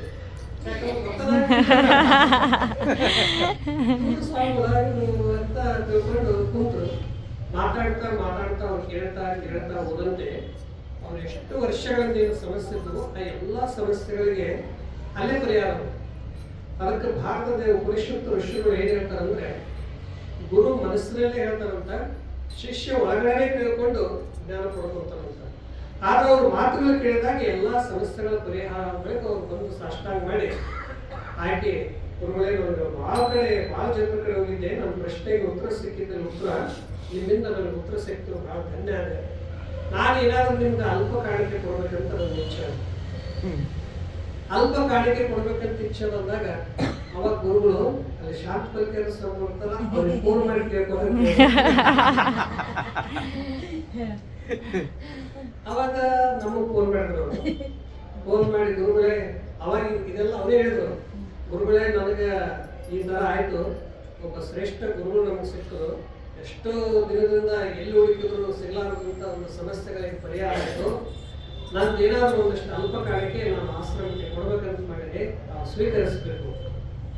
ಆಯ್ತು, ಒಂದು 2 ತಾಸು ಬಿಟ್ಟು ಫೋನ್ ಮಾಡಿ ಅಂತ ಹೇಳಿ ನಾವು ನೇರವಾಗಿ ಯಾವಾಗಲೂ ತಗೊಳಕ್ ಬರಲ್ಲ, ಅವ್ರು ಆಗ್ತೇ ಅವಾಗ ಮತ್ತೆ ಪುನಃ ಅವ್ರಿಗೆ ಫೋನ್ ಮಾಡಿದ್ವಿ. ಅವರು ಈ ರೀತಿಯಾಗಿ ನಿಮ್ಮ ಪ್ರವಚನಕ್ಕೆ ಮಾರುವಾಗಿ ನಿಮ್ಮ ವ್ಯಕ್ತಿತ್ವ ಜ್ಞಾನಕ್ಕಿದಾಗಿ ಅವ್ರು ಏನಾದರೂ ಸೇವೆ ಮಾಡ್ಬೇಕಂತ ಇಚ್ಛೆ ಅಲ್ಲ ಅಂತ ಕೇಳಿದ್ರು. ಅವಾಗ ಒಂದೇ ಮಾತು ಹೇಳಿದ್ರು, ನಿಮ್ಗೆ ಅವಶ್ಯಕತೆ ಇದೆ, ಇಷ್ಟೇ ಕೇಳಿದ್ರು. ಅದು ಅವ್ರು ಕೊಡ್ತಾರಲ್ಲ, ನಿಮ್ಗೆ ಅವಶ್ಯಕತೆ ಇದೆ. ನಾವೇ ಹೇಳೋದಕ್ಕೆ ಅವಶ್ಯಕತೆ ಇದೆ ಅವಶ್ಯಕತೆ ಇದೆ ಅಂತ ನಾವು ಅವರೇ ಇಲ್ಲ, ನಾವ್ ಹೇಳಿದ್ವಿ ನಮಗೇನು ಅವಶ್ಯಕತೆ ಇಲ್ಲ, ನಾವ್ ಹೇಳಿದ್ವಿ. ಇಷ್ಟ ಹೇಳಿದ್ರು ಫೋನ್ ಇಟ್ಬಿಟ್ರು. ಹೇಳಿದ್ವಿ ನಾವು ಮತ್ತೆ ಅವ್ರಿಗೆ ಏನ್ ಹೇಳಿದ್ವಿ, ಇಲ್ಲ ಬರುವುದು ಜ್ಞಾನ ನಿಮ್ಗೆ ಸಿಕ್ಕಿದೆ, ಅವಶ್ಯ ಇದ್ದಾಗ ಈಗ ಸದ್ಯ ಬೇಡ, ಅವಶ್ಯಕತೆ ಇಲ್ಲ ಅನ್ನೋ ಒಂದೇ ಮಾತಿನಲ್ಲಿ ಗುರುಗಳು ಯಾವುದಕ್ಕೆ ಆಸೆ ಪಡಬಾರ್ದು ಅಂತ ಹೆಂಗ್ ಕಲಿಸ್ಕೊಟ್ರು ಅಂದ್ರೆ, ಇಂಥ ಪ್ರಸಂಗಗಳು ಬಹಳ ಬಂದಾಗ ಎಷ್ಟೋ ಜನರ ಕಡೆ ಏನೇನು ಅಂತಂದ್ರೆ ಒಂದೇ ಮಾತಿನಾಗ ಅವಶ್ಯಕತೆ ಇದೆ ಅಂದ್ರೆ, ನಿಮ್ಗೆ ಎಲ್ಲ ಇದೆಲ್ಲ ಯಾಕೆ ಆಸೆ ಪಡ್ತೀರಿ? ಅವ್ರು ಒಂದು ಜ್ಞಾನದ ಇದಾಗಿರೋದ್ರಿಂದ ಅದಕ್ಕೆ ಅಪೇಕ್ಷೆ ಪಡಬಾರ್ದು ಅನ್ನೋದಕ್ಕಾಗಿ ಹೇಳಿದ್ರು. ಅವ್ರಿಗೆ ಹೇಳಿದ ತಕ್ಷಣ ಆಯ್ತು ಅಂತ ತಿಳ್ಕೊಂಡು ಇನ್ನೊಮ್ಮೆ ಯಾವಾಗ ನೋಡೋಣ, ಈಗ ಬೇಡ ಅಂದ್ರೆ ಈ ರೀತಿಯಾಗಿ ಗುರುಗಳು ಹೇಗಿರ್ತಾರಂದ್ರೆ ಯಾವುದಕ್ಕೂ ಅಪೇಕ್ಷೆ ಪಡಲಿಲ್ಲ. ಇನ್ನೊಂದು ಸಲ ನಾವು ಅಲ್ಲಿದ್ದಾಗ ಸರ್ಕಾರ ಒಂದು 10 ಕೋಟಿ ಕೊಟ್ಟರು, ಯಡಿಯೂರಪ್ಪವರು ಸ್ಯಾಂಕ್ಷನ್ ಮಾಡಿದ್ರು. ಮಾಡಿದ ತಕ್ಷಣ ನಮಗೂ ಖುಷಿ ಆಯ್ತು, ನಮ್ಮ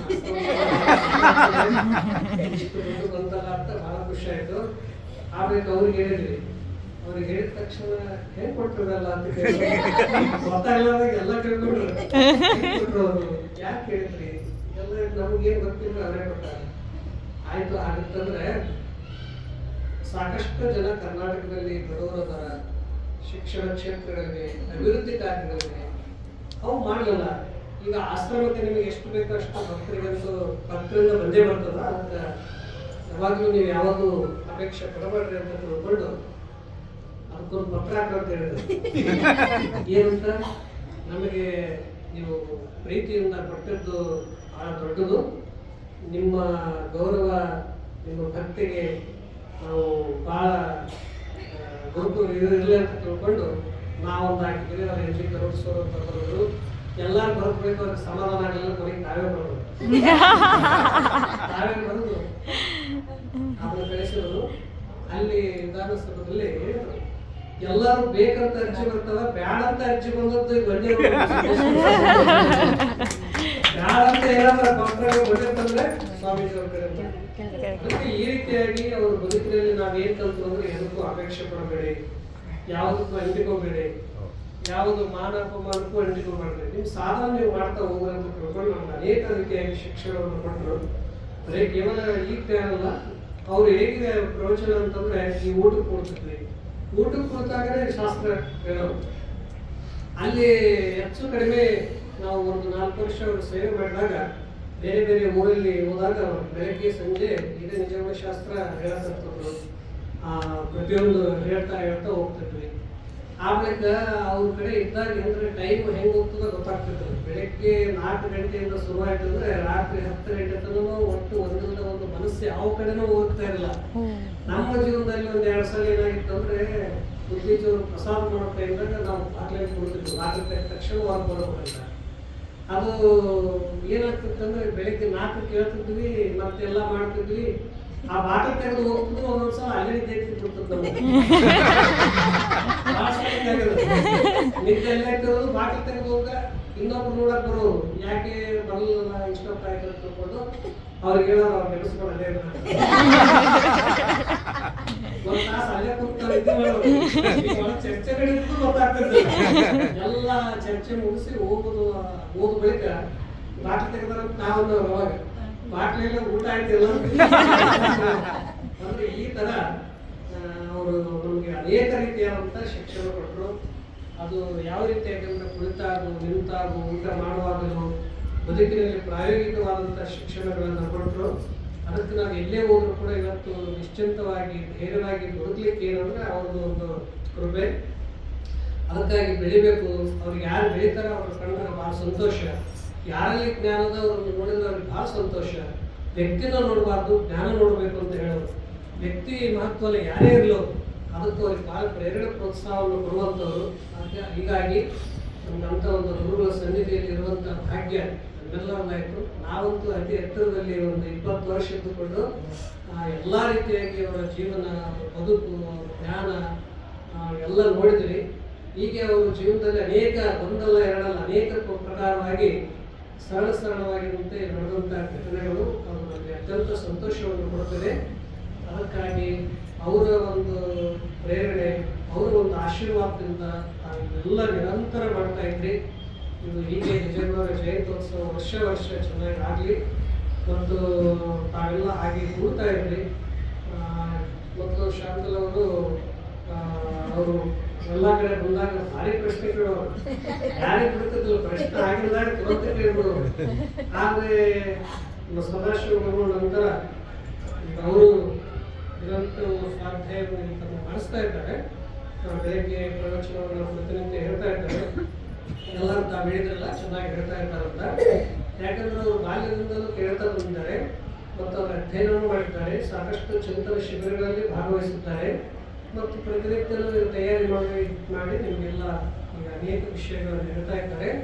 ಅದು ಅವರು ಹಾಗೆ ನಿರಂತರವಾಗಿ ಹೇಳ್ತಾ ಹೋಗಿ ಇದು ನಿಲ್ಲಬಾರ್ದು. ಜ್ಞಾನ ಪರಂಪರೆ ನಿಲ್ಲಬಾರ್ದು. ಈ ಜ್ಞಾನ ಪರಂಪರೆಯನ್ನು ಅವರು ಹಾಗೆ ಹೇಳ್ತಾ ಹೋಗಿ ಅಕಸ್ಮಾತ್ ಸದಾಶಿವ ಗುರುಗಳವರು ಒಂದು 10 ಕೋಟಿ ಗಳಿಸ್ಕೊಟ್ಟು ಹೋಗಿದ್ರು ಅಂದ್ರೆ ಈಗ ಯಾರು ಓದಿದ್ದಲ್ಲ ಜಗಳ ನಿಮ್ಗೆ ನಮ್ಮಂತ. ಆದ್ರೆ ಅವ್ರು ಏನು ಗಳಿಸ್ಕೊಟ್ಟು ಹೋಗಿದ್ದಾರೆ ಅಂದ್ರೆ ಜ್ಞಾನ ಸಂಪತ್ತನ್ನ, ಜ್ಞಾನ ನಿಧಿ ಕೊಟ್ಟು ಹೋಗಿದ್ದಾರೆ. ಕೊಡ್ರಿ ನೀವು ಇದನ್ನು ಕೊಟ್ಟಷ್ಟು ಹೆಚ್ಚಾಗ್ತದೆ, ಅದನ್ನು ಕೊಟ್ಟಷ್ಟು ಕಡಿಮೆ ಆಗ್ತದೆ. ಅದಕ್ಕಾಗಿ ಅಂತ ಜ್ಞಾನದ ನಿಧಿಯನ್ನ, ಜ್ಞಾನದ ದಾಸೋಹವನ್ನ ಶಾಂತಲ್ ಅವರು ಬಹಳ ಸುಂದರವಾಗಿ ನಡೆಸಿಕೊಂಡು ಬರ್ತಾ ಇದ್ದಾರೆ. ಮತ್ತು ನಮ್ಮ ಸಿಂಚನವರು ಕೂಡ ಅವ್ರಿಗಿಂತ ಅವರೆಲ್ಲ ಚೆನ್ನಾಗಿ ಅಧ್ಯಯನ ಮಾಡಿದ್ದಾರೆ. ಸುದ್ದಿಯವರವ್ರಿಗೆ ಪ್ರವಚನ ಹೇಳಬೇಕಂದಾಗೆಲ್ಲ ಅವರನ್ನು ಓದಲಿ, ಪೂರ್ಣ ಶಿಕ್ಷಣ ಮುಗಿಲಿ, ಎಲ್ಲ ಆದ್ಮೇಲೆ ನೋಡೋಣ ಅಂತ ತಿಳ್ಕೊಂಡು ಇನ್ನೊಬ್ಬರಿಗೂ ತಯಾರಿ ಅದಾರೆ. ಅದಕ್ಕಾಗಿ ಇಬ್ಬರು ಜ್ಞಾನದ ಪರಂಪರೆಯನ್ನು ಮುಂದುವರಿಸಿಕೊಂಡು ಬರ್ತಾ ಇದ್ದಾರೆ. ನಮ್ಮ ಸದಾಶಿವ ಗುರುಗಳು ಎಲ್ಲ ಒಂದು ಪರಿವಾರದಲ್ಲಿ ಯಾವಾಗಲೂ ಹಾಡುಗಳಾಗಲಿ ಎಷ್ಟು ಚಂದ ಹಾಡ್ತಾರೆ. ಶಂಕರಾಚಾರ್ಯರು ಮೊದಲಿಂದಲೂ ಭಾಳ ಅನೇಕ ಹಾಡುಗಳನ್ನು ಹಾಡ್ತಾ ಬರ್ತಾ ಇದ್ದಾರೆ. ಅದಕ್ಕಾಗಿ ನೀವೆಲ್ಲ ಸತ್ಸಂಗದವರು ನೀವು ಕೂಡ ಎಲ್ಲರ ಪ್ರತಿ ಬಂದು ಕೇಳ್ತಾ ಇದ್ರಿ. ಕೇಳೋದ್ರಿಂದ ಒಬ್ಬರೇ ಕುಳಿತುಕೊಂಡು ಇವತ್ತು ಒಬ್ಬರಂತೂ ಒಂದು ತಾಸು ಎಲ್ಲ ಬಿಟ್ಟು ಕೊಡೋದು ದೊಡ್ಡ ತಪಸ್ಸಾಗಿದೆ. ಈಗ ಒಂದು ತಾಸು ಮೊಬೈಲ್ ಕೈಯಾಗಿಲ್ಲ ಅಂತ ಒಂದು ತಾಸು ಎಲ್ಲ ಬಿಟ್ಟು ಒಬ್ಬರೇ ಕೊಡೋದು ದೊಡ್ಡ ತಪಸ್ಸದ. ಅದಕ್ಕೆ ಒಂದು ತಾಸಾದರೂ ಒಂದು ಮೊಬೈಲ್ ಬಿಟ್ಟು, ಒಂದು ತಾಸಾದರೂ ಮನೆ ಬಿಟ್ಟು ಒಂದು ಕುಳಿತು ಕೇಳಿದ್ರಿ. ಮತ್ತು ಆನ್ಲೈನಲ್ಲೂ ಭಾಳ ಚೆನ್ನಾಗಿದೆ. ಅದರ ಮುಖಾಂತರ ಜ್ಞಾನ ತಿಳ್ಕೊಳ್ಳೋಕ್ಕೆ ಸಾಧ್ಯ ಇದೆ. ಇದಕ್ಕೆ ಇಲ್ಲಿ ತಾವೆಲ್ಲ ಇಲ್ಲಿ ಸಾಕಷ್ಟು ಜನ ಈ ಜ್ಞಾನದಲ್ಲಿ ಭಾಗವಹಿಸ್ತಾ ಇದ್ದಾರೆ. ತಾವೆಲ್ಲರೂ ಬನ್ನಿ, ಜ್ಞಾನವನ್ನು ಕೇಳಿ, ಶ್ರವಣ ಮಾತ್ರ ಯಾವಾಗಲೂ ನಿಲ್ಲಬಾರ್ದು, ಇದನ್ನು ಮಾಡ್ತಾ ಇದ್ರು ಅಂತ ಹೇಳಿ. ಈಗ ಹೇಳಿದ್ರು ನಮ್ಗೆಲ್ಲ ಮದುವೆಯಾಗಿ ಹೋಗ್ಬಿಟ್ಟಿರಂತ. ಅದಕ್ಕಾಗಿ ಮದುವೆ ಆದ್ರೂ ಸಂಸಾರದಲ್ಲಿ ಇದ್ದುಕೊಂಡ್ರೆ ಸಂಸಾರ ಸುಖ ಆಗ್ಬೇಕಾದ್ರೆ ಇದು ನಿರಂತರ ಇರಬೇಕು, ಅಲ್ಲಿ ಕೂಡ ಪರಿವರ್ತನೆ ಮಾಡ್ತಾ ಇರಬೇಕು ಅಂತ ಕಾರ್ಯವನ್ನು ನಾವು ಈ ಮೈಸೂರಲ್ಲಿ ಇದೆಲ್ಲ ನಮ್ಮ ವಿದ್ವಾಂಸರ ಬಳಗ, ಸಾಹಿತಿಗಳು, ಸಂಗೀತ, ಇದು ಮೈಸೂರು ಅಂದರೆ ಎಲ್ಲ ಕ್ಷೇತ್ರದಲ್ಲಿ ಶ್ರೀಮಂತವನ್ನು ಹೊಂದಿರುವಂಥದ್ದು, ಪ್ರಾಕೃತಿಕವಾಗಿ, ಸಾಹಿತ್ಯಿಕವಾಗಿ, ಸಾಂಸ್ಕೃತಿಕವಾಗಿ, ಆಧ್ಯಾತ್ಮಿಕವಾಗಿ ಎಲ್ಲ ಕ್ಷೇತ್ರದಿಂದಲೂ ಇದು ಭಾಳ ವಿಕಾಸವಾಗಿದ್ದು ನಮ್ಮ ಇವರು ಹೇಳಿದ್ರಲ್ಲ ಅಭಿಪ್ರಾಯ ಹೇಳೋದು, ನಮಗೆ ಎಲ್ಲಿ ಹೋಗ್ಬೇಕನ್ಸಲ್ಲ ಮೈಸೂರಲ್ಲಿ ಅಂತ. ಅದಕ್ಕೆ ಮೈಸೂರು ಮಲ್ಲಿಗೆ ಕಂಪು ಎಲ್ಲ ರಾಷ್ಟ್ರದ ಹೆಂಗೆ ಪ್ರಸಿದ್ಧ ಆಗಿದೆ. ಈ ವೇದಾಂತದ ಒಂದು ಕಂಪು, ವೇದಾಂತದ ಸುಗಂಧ ಇದು ಕೂಡ ಪ್ರಸಿದ್ಧ ಹೊಂದಲಿ, ಇದು ಕೂಡ ಎಲ್ಲ ಜನರಿಗೆ ಮನಸ್ಸಿನಲ್ಲಿ ಬೆಳಗಲಿ ಅಂತ ನಾನು ಆಶಿಸಿ ತಮ್ಮ ನಿಜವಾದ ಸತ್ಸಂಗಗಳ ನಾನೇನು ಹೇಳ್ಬೇಕಂತೇಳಿ ಶಾಸ್ತ್ರ ಅಂತ ಹೇಳ್ತೇವೆ, ಶಾಂತವಾಗಿ ನಾನು ದಿನ ಶಾಸ್ತ್ರ ಹೇಳ್ಬೋದು ಏನು ಬೇರೆ ಹಾಗಾಗಿ ಅವರು ನಿಮ್ಗೆ ಪ್ರತಿನಿತ್ಯ ಒಂದೊಂದು ಪದ್ಯದಲ್ಲಿ ಒಂದೊಂದು ತಾಸು ಹೋಗಿಬಿಡ್ತದೆ. ಈ ಒಂದು ಪದ್ಯ ತಗೊಂಡ್ರೆ ಶ್ರೀ ಗುರು ವಚನೋಪದೇಶವನ್ನು ಆಲಿಸಿದಾಗಲೇ ನಮಗೆ ಮುಕ್ತಿ, ದುರಿತ ಪುಣ್ಯವನ್ನೇ ಮಾಡು, ಹರಗಳಿ ಬಿಡಿ, ಶಾಂತರಾದ ನಾಡು, ಗರುಡವಿರಲಿ, ಎಷ್ಟು ಚೆನ್ನಾಗಿದ್ದಾವೆ ಇವು ಮಾತುಗಳು. ಕೇಳಿದ ತಕ್ಷಣವೇ ಅಂತಃಕರಣ ಪ್ರಸನ್ನ ಆಗ್ತದೆ, ಬುದ್ಧಿ ಮಂಗಲ ಆಗ್ತದೆ. ಅದ್ರಾಗ ಏನೋ ಒಂದು ದೈವಿ ಶಕ್ತಿ ಅದ ಶಬ್ದದಾಗ, ಆ ಸಾಹಿತ್ಯದಾಗ ಒಂದು ಏನೋ ಒಂದು ಶಕ್ತಿ ಅದ. ಅದನ್ನು ಓದದಂತೆ ಮನಸ್ಸಿಗೆ ಒಂದು ಆನಂದ, ಸಂತೋಷ ಸಿಗ್ತದೆ. ಅಂಥದ್ದು ನೀವೆಲ್ಲ ಹಾಡ್ತಾ ಇರೋದ್ರಿಂದ ಸಮೂಹದಲ್ಲಿ ಒಂದು ವಾತಾವರಣ, ಮಂಗಲಮಯ ವಾತಾವರಣ ನಿರ್ಮಾಣ ಆಗ್ತದೆ, ಮತಿಗೂ ಮಂಗಲ ಆಗ್ತದೆ. ಅದಕ್ಕಾಗಿ ನಮ್ಮನ್ನು ನಾವು ಅರಿತುಕೊಳ್ಳೋಕ್ಕಾಗ್ತದೆ. ಪೂಜ್ಯ ಬುದ್ಧೀಜಿಯವರು ಒಳ್ಳೆಗಾಲದಲ್ಲಿ 6 ನಾನೆಂದು ವಿಚಾರಿಸು, ನಾನಾರು ಅನ್ನೋದೇ ಒಂದು ತಿಂಗಳ ಪ್ರವಚನ ಹೇಳಿದ್ರು. ನಾನಾರು ಅನ್ನೋದೇ ಒಂದು ತಿಂಗಳ ಪ್ರವಚನ ಹೇಳಿದ್ರಲ್ಲ, ಅದಕ್ಕೆ ಇದೊಂದು ತಿಳ್ಕೊಂಡ್ರೆ ಸಾಕು, 6 ನಾನೆಂದು ವಿಚಾರಿಸು. ಇದನ್ನ ತಿಳ್ಕೋದು ಭಾಳ ಕಷ್ಟ ಅಲ್ಲ, ಇನ್ನೊಂದು ತಿಳ್ಕೊಳ್ಳೋದೇ ಭಾಳ ಕಷ್ಟ. ಯಾರಂತ ಕೇಳಿದ್ರೆ ನಾವೆಲ್ಲ ಹೇಳೇ ಬಿಡ್ತೀವಿ. ಅದು ಅದಕ್ಕೆ ರಮಣ ಮಹರ್ಷಿಗಳು ಒಂದಿನ 7ನೇ ವರ್ಷ ಇದ್ದಾಗ ಒಂದಿನ ಸುಮ್ಮನೆ ಮಲಗಿದ್ರಂತೆ.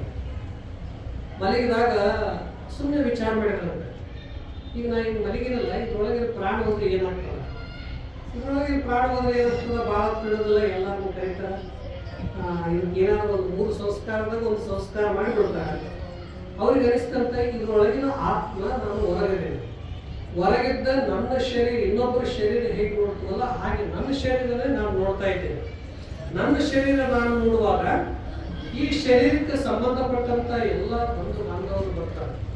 ಅವ್ರವ್ರು ಏನು ಮಾಡ್ತಾರೆ ಅಂದರೆ ಅದಕ್ಕೆ ಏನು ಋಣ ಅದ, ಆ ಬಂಧು ಬಾಂಧವರು ಎಲ್ಲರೂ ದುಃಖ ಪಡ್ತಾರೆ. ಹೋಗಿ ಇದನ್ನ ಎಲ್ಲಾದರೂ ಒಂದು ಸಂಸ್ಕಾರವನ್ನು ಕೊಡ್ತಾರೆ. ಹಾಗಾದ್ರೆ ನಾನು ಯಾರು? ಶರೀರವನ್ನು ನಾನು ಪ್ರತ್ಯೇಕವಾಗಿ ನೋಡ್ತಾ ಇರುವಂಥ ದ್ರಷ್ಟ ನಾನು ಯಾರು? ಇದು ದೃಶ್ಯ.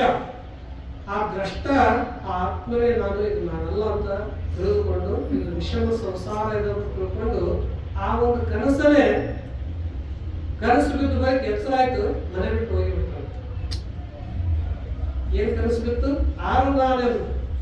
ಇದು ಒಂದು ಕನಸಿನಿಂದ ಅವ್ರ ಜೀವನ ಪರಿವರ್ತನೆ ಆಯಿತು. ಅದಕ್ಕಾಗಿ ಅವರು ಯಾವಾಗಲೂ ದ್ರಷ್ಟರ ಬಗ್ಗೆನೇ ಆತ್ಮವೇ ನಾನು ಅಂತ ಹೇಳೋದು. ಆ ಅವಸ್ಥಾತ್ರಯಗಳಲ್ಲಿ ನಾವು ತಿಳಿದುಕೊಂಡಾಗ ಈ ಜಾಗ್ರದ ಜಗತ್ತು ಇದರಲ್ಲಿ ವಿಷಮತೆ ಆದ ಯಾವಾಗಲೂ ಸಮಾನವಿರಲ್ಲ. ಸ್ವಪ್ನ ಜಗತ್ತಿನಲ್ಲಿ ಅದು ವಾಸನ ಇದೆ, ಅಜ್ಞಾನ ಇದೆ. ಸುಷುಪ್ತಿ ಜಗತ್ತಿನಲ್ಲಿ ಜಾಗ್ರ ಸ್ವಪ್ನ ಅವಸ್ಥೆಯ ಅಭಾವ ಇದೆ. ಅಲ್ಲಿ ನಾನು ಅಂತನ್ನೋದು ಕೇವಲ ನಿದ್ರೆ ಮಾಡಿದ್ದೆ ಅಂತ ಹೊರಗೆ ಬಂದ ಬಳಿಕ ಆನಂದ ಹೇಳ್ತೀವಿ. ಇದಕ್ಕಿಂತ ನಾನು ಆಚೆ ಸ್ವಪ್ನ ತೂರ್ಯ ದ್ರಷ್ಟಾನಲ್ಲಿ ಹೋದಾಗ ಅವಾಗ ವಿಷಮ ಸಂಸಾರ ಉಂಟಾಗ್ತದೆ. ನನ್ನನ್ನು ನಾನು ತಿಳಿದುಕೊಂಡಾಗ ಈ ಜಗತ್ತಿನ ಯಾವ ಬಂಧನಗಳು ನಮ್ಮಲ್ಲಿರಲ್ಲ. ಆಗ ಏನಾಡ್ತೀವಿ ನಾವು? ಸ್ಥಿರಾನಂದ ರೂಪ ಶಿವೋಹಂ ಶಿವೋಹಂ ಅಂತ ಯಾವಾಗ ಅದು ಬರ್ತಿದೆ ಅಂತಂದ್ರೆ ಅವಾಗ ನಮಗೆ ಆ ಭಾವ ಬರ್ತದೆ. ಅಲ್ಲಿವರೆಗೂ ಗೃಹಸ್ಥ, ಸನ್ಯಾಸಿ, ಬಾಲಕ, ಯುವಕ, ವಿದ್ವಾಂಸ ಎಲ್ಲ ಹೊರಗಡೆ ಆತ್ಮಸ್ವರೂಪದಲ್ಲಿ ಯಾವುದೂ ಇಲ್ಲ, ಎಲ್ಲವೂ ಸಮಾನವಾಗಿದೆ, ಎಲ್ಲವೂ ಜ್ಯೋತಿಯಾಗಿದೆ. ಅಂಥದ್ದನ್ನ ತಿಳಿದುಕೊಳ್ಳದೆ ಅದು ವೇದಾಂತ. ಇದಕ್ಕೆ ತಿಳ್ಕೊಳ್ಬೇಕಾದ್ರೆ ಏನು ಬಹಳ ಶಿಕ್ಷಣ ಬೇಕು ಅಂತಲ್ಲ, ಕೇಳ್ತಾ ಹೋದಂತೆ ಬರ್ತದೆ, ಅನುಭವಿಸ್ತಾ ಹೋದಂತೆ ಅದು ಆನಂದ ಸಿಗುತ್ತದೆ. ಕೇವಲ ಇಂದ್ರಿಯಗಳಿಂದ ಸಿಗುವ ಆನಂದ ಕ್ಷಣಿಕವಾದದ್ದು, ಇಂದ್ರಿಯಗಳಿಂದ ಸಿಗುವ ಆನಂದ ಪರಿಮಿತವಾಗಿರುವಂಥದ್ದು. ಅದು ಅತೀಂದ್ರಿಯ, ಅದು ಅತಿಮಾನಸ ಶಕ್ತಿಯಿಂದ ಬರುವಂಥ ಆ ಆನಂದ ಅದಕ್ಕೆ ಪರಮಾನಂದ ಅಂತ ಕರೀತಾರೆ. ಅದಕ್ಕೆ ದಿವ್ಯಾನಂದ ಅಂತ ಕರೀತಾರೆ. ಅದಕ್ಕೆ ಜ್ಞಾನಾನಂದ, ಯೋಗಾನಂದ ಅದನ್ನ ಅನುಭವಿಸೋದು, ಅದನ್ನ ಆಗಾಗ ನಾವು ಸ್ವಯಂ ಅನುಭವಿಸ್ಬೇಕು. ಸ್ವಯಂ ಹೇಳಿದ್ರಲ್ಲ ವಿಶೇಷ ಸ್ವಯಂ ಸಾಧನೆ ಮಾಡೋದು. ಬುದ್ಧ ಹೇಗೆ ಸ್ವಯಂ ಸಾಧನೆ ಮಾಡಿದ್ರು ಹಾಗೆ ನಾವು ಎಲ್ಲಿವರೆಗೆ ಸ್ವಯಂ ಅನುಭವಿಸೋದಿಲ್ಲ ಅಲ್ಲಿವರೆಗೆ ಅದರ ಅನುಭೂತಿ ನಮ್ಗಾಗಲ್ಲ. ಅಂತ ಅನುಭೂತಿಯನ್ನ ನಾವೆಲ್ಲ ಪಡೆದುಕೊಂಡಿದ್ದೀರಿ, ಕೊಡ್ತಾ ಇದ್ದೀರಿ. ಅದನ್ನು ಇನ್ನೊಬ್ಬರಿಗೂ ಕೊಳ್ಳಲಿಕ್ಕೆ ಪ್ರೇರಣೆ ಪ್ರೋತ್ಸಾಹವನ್ನು ನೀಡ್ತಾ ಇದ್ದೀರಿ ಅಂತ ಹೇಳಿ ಈ ನಿಜವಾದ ಸತ್ಸಂಗ ಬಳಗ ನಿರಂತರ ಹೀಗೆ ಬೆಳಗ್ಗೆ ಅಂತ ಆಶಿಸಿ ನಾವು ಇಲ್ಲಿ ಬೆಳಗಿನ ರಂಗನ ಬೆಟ್ಟದಲ್ಲಿ ಇರ್ತೀವಿ. ನಮ್ಮ ಬೆಟ್ಟ ಕಾಡು ಬಹಳ ಪ್ರಾಕೃತಿಕ ಸ್ಥಾನ.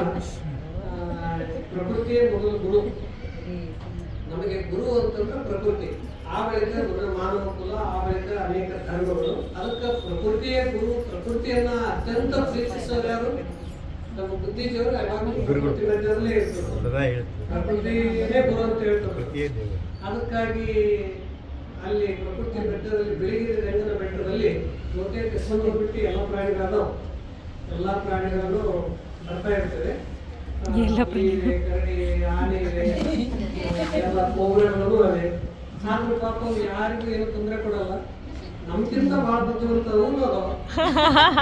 ಯಾಕೆಂದ್ರೆ ಆನೆ ಎಷ್ಟು ಸೂಕ್ಷ್ಮ ಸಂವೇದನ ಶಕ್ತಿ ಮತ್ತೆ ಯಾರಿಗೂ ಇಲ್ಲ. ಎಲ್ಲ ಕಾಡಿನೊಳಗೆ ಏನಾಗ್ತದ ತಿಳ್ಕೊಂತದ. ಮತ್ತು ತನ್ನ ಮರಿ ಹೊಟ್ಟೆ ಒಳಗಿರುವಾಗಲೇ ಸಮಸ್ತ ಕಾಡಿನ ಜ್ಞಾನ ಆಗ್ತದೆ. ವಾಸನದಿಂದಲೇ ಇವರು ಹಿಂಸಕರು ಒಳ್ಳೆಯವರು ಅಂತ ತಿಳ್ಕೊಂತಾರೆ. ಅದರಲ್ಲಿ ಕೂಡ ಎಂತ ಒಂದು ದಿವ್ಯ ಶಕ್ತಿ ಇದೆ. ಅದಕ್ಕೆ ಗಣಪತಿ ಅಂತ ಅದನ್ನು ಪೂಜೆ ಮಾಡ್ತಾರೆ. ಹಾಗಷ್ಟೇ ಅಲ್ಲ, ಎಲ್ಲ ಪ್ರಾಣಿಗಳಲ್ಲಿ ಅಂತ ಒಂದು ಶಕ್ತಿ ಇದೆ. ಯಾವ ಕೂಡ ಅನಾವಶ್ಯಕವಾಗಿ ನಮಗೆ ತೊಂದರೆ ಮಾಡಲ್ಲ. ಅದಕ್ಕಿಂತ ಒಂದು ಕಾಡ ಮಧ್ಯದಲ್ಲಿ ಪ್ರಕೃತಿ ಸುಮ್ಮನೆ ಶಾಂತವಾಗಿ ನಿಂತಿರೋದು. ಅಲ್ಲಿ ನೀವು ಸುಮ್ಮನೆ ಕುಂತ್ರೆ ಅಲ್ಲಿ ಗಾಳಿಗ ಅನೇಕ ಸಮುದ್ರದ ಥರ ಅಲೆಗಳ ಥರ ನಾದ ಕೇಳಿಸ್ತದ, ಅಲ್ಲಿ ಓಂಕಾರ ನಾದ ಕೇಳಿಸ್ತದ, ಅಲ್ಲೇ ಒಂಥರ ಆನಂದ ಸಿಗ್ತದೆ. ಅದಕ್ಕೆ ಪ್ರಕೃತಿ ಇದ್ದಲ್ಲಿ ದಿವ್ಯ ಆನಂದ. ಅದಕ್ಕಾಗಿ ಬೇಕಾದಾಗ ಬನ್ನಿ ಅಂತ ಹೇಳಿ. ಮತ್ತು 2ನೇ ತಾರೀಕಿಗೆ ಬರುವುದು ಸಮಾಜ ಆನಂದತೆ. ಅವರು ಕೂಡ ಸ್ವಾಮಿ ನಿರ್ಮಲಾನಂದ ಆಗಿನ ಕಾಲದಲ್ಲಿ ಮಿಲಿಟರಿ ಮೇಜರ್ ಯೋಧರಾಗಿ ಅವರು ಹಿರೋಶಿಮಾ, ನಾಗಾಸಾಕಿ ಯುದ್ಧ, ರಷ್ಯಾ ಕಮ್ಯುನಿಸಂ, ಭಾರತ ವಿಭಜನದಲ್ಲೆಲ್ಲ ಭಾಗವಹಿಸಿ ಆ ಎಲ್ಲ ಹೊಸ ಘಟನೆಗಳನ್ನು ನೋಡಿ ಬೇಡ ಅಂತ ತಿಳ್ಕೊಂಡು ವೈರಾಗ್ಯಕ್ಕಾಗಿ 6 ವರ್ಷಗಳ ಕಾಲ ನಿರಂತರವಾಗಿ 170 ದೇಶಗಳನ್ನು ಸುತ್ತಿ ಕೊನೆಗೆ ಬಂದು ಮೈಸೂರಲ್ಲೇ ಮೊದಲನೇ ಉಪನ್ಯಾಸ ನೀಡಿ ಇಲ್ಲಿಂದ ಮತ್ತೆ ಭಾರತದಲ್ಲಿ 220 ಕ್ಷೇತ್ರಗಳನ್ನು ಸುತ್ತಿ 16 ಭಾಷಾ ಪರಿಣಿತರಾಗಿ ಮತ್ತು ಇಲ್ಲಿ ಸಿದ್ಧರ ಬೆಟ್ಟ, ತಗಡೂರು ಎಲ್ಲ ಇಟ್ಟುಕೊಂಡು ಇಲ್ಲಿ ಬೇಡ ಅಂತ ತಿಳ್ಕೊಂಡು ಮತ್ತೆ ಅಲ್ಲಿ ಕಾಡಿನ ಬೆಳಗಿನ ರಂಗನ ಬೆಟ್ಟಕ್ಕೆ ಬಂದು ಒಂದು ಗುಡಿಸಲಿಕ್ಕೊಂಡು ಎಲ್ಲಾ ಪ್ರಾಣಿಗಳ ಮಧ್ಯದಲ್ಲಿ 11 ವರ್ಷ ಮೌನ ಇದ್ರು. 11 ವರ್ಷ ಮಾತಾಡಲಾರದಂತೆ ಮೌನ ಇತ್ತು. ಆಮೇಲೆ 6-8 ಪುಸ್ತಕಗಳನ್ನು ಬರೆದ್ರು. ಮತ್ತು ಮಾತು ಬಹಳ ಕಡಿಮೆ. ಸಾಧನೆ ಮಾಡ್ತಾ ಅವ್ರು ಎಷ್ಟು ಅವರು ಅಂತಃಕರಣ ಶುದ್ಧ ಇತ್ತಂದ್ರೆ, ಒಂದು ಕಾಡಿನ ಜಿಂಕೆಯ ಸಮೂಹ ಒಂದ್ಸಲ ಆಶ್ರಮದ ಎದುರಿಗೆ ಬಂದಾಗ ಒಂದು ಮರಿ ಬಂದು ತನ್ನಿಂದ ತಾನೇ ತೊಡೆ ಮೇಲೆ ಕೂರ್ತದೆ. ಮರಿ ಬಂದು ತೊಡೆ ಮೇಲೆ ಕೂತದ್ದು ಅದು ತನ್ನ ತಾಯಿ ಗುಂಪಿಗೆ ವಾಪಸ್ ಹೋಗಲ್ಲ. 10 ವರ್ಷ ಅವ್ರ ಕಡೆ ಇರ್ತದೆ. ಅದ್ರ ಹೆಸರು ಬಂದಿ ಅಂತ ಹೇಳ್ತಾರೆ. ಎಲ್ಲೆಲ್ಲಿ ಹೋಗ್ತಾರ ಅದು ಅಲ್ಲೆಲ್ಲೇ ಜಿಂಕೆನೂ ಇರ್ತದೆ. ಕಾಡಿನಲ್ಲಿ ಫಾರೆಸ್ಟ್ ಒಂದು ರೂಲ್ಸ್ ಮಾಡ್ತಾರೆ, ಯಾವ ಪ್ರಾಣಿಗಳು ಸಾಕಬಾರ್ದು ಅಂತ. ಕಾಡಿಗೆ ಕಳಿಸೋಣ ಅಂತ ಯೋಚನೆ ಮಾಡ್ತಾರೆ. ಸ್ವಯಂವಾಗಿ ಪ್ರಾಣ ಬಿಡ್ತದೆ ಜಿಂಕೆ ಮರಿ. ಅದು ಜಿಂಕೆ ಅವ್ರ ಮನಸ್ಸಿಗೆ ಭಾಳ ನೋವಾಗಿ ಅದಕ್ಕೆ ಅದೊಂದು ಸ್ಟ್ಯಾಚು ಮಾಡ್ಯಾರ. ಅದ್ರ ಹೆಸರು ಬಂದಿ ಅಂತ ಇಟ್ಟಿರ್ತಾರೆ. 50 ವರ್ಷದಿಂದ ಇಂಗ್ಲೆಂಡ್ ಅವರು ಏನೋ ಬ್ರೆಡ್ ಮಾಡೋ ಮಷೀನ್ ಕಳಿಸ್ತಾರೆ. ಬಂದವರಿಗೆಲ್ಲ ಬ್ರೆಡ್ ಜಾಮ್ ಕೊಡ್ತಿರ್ತಾರೆ. ಅದನ್ನ ಮಾಡಕ್ಕೆ ಒಂದು 4ನೇ ಕ್ಲಾಸ್ ಓದಿದ ಹುಡುಗನ ಇಟ್ಟಿರ್ತಾರೆ.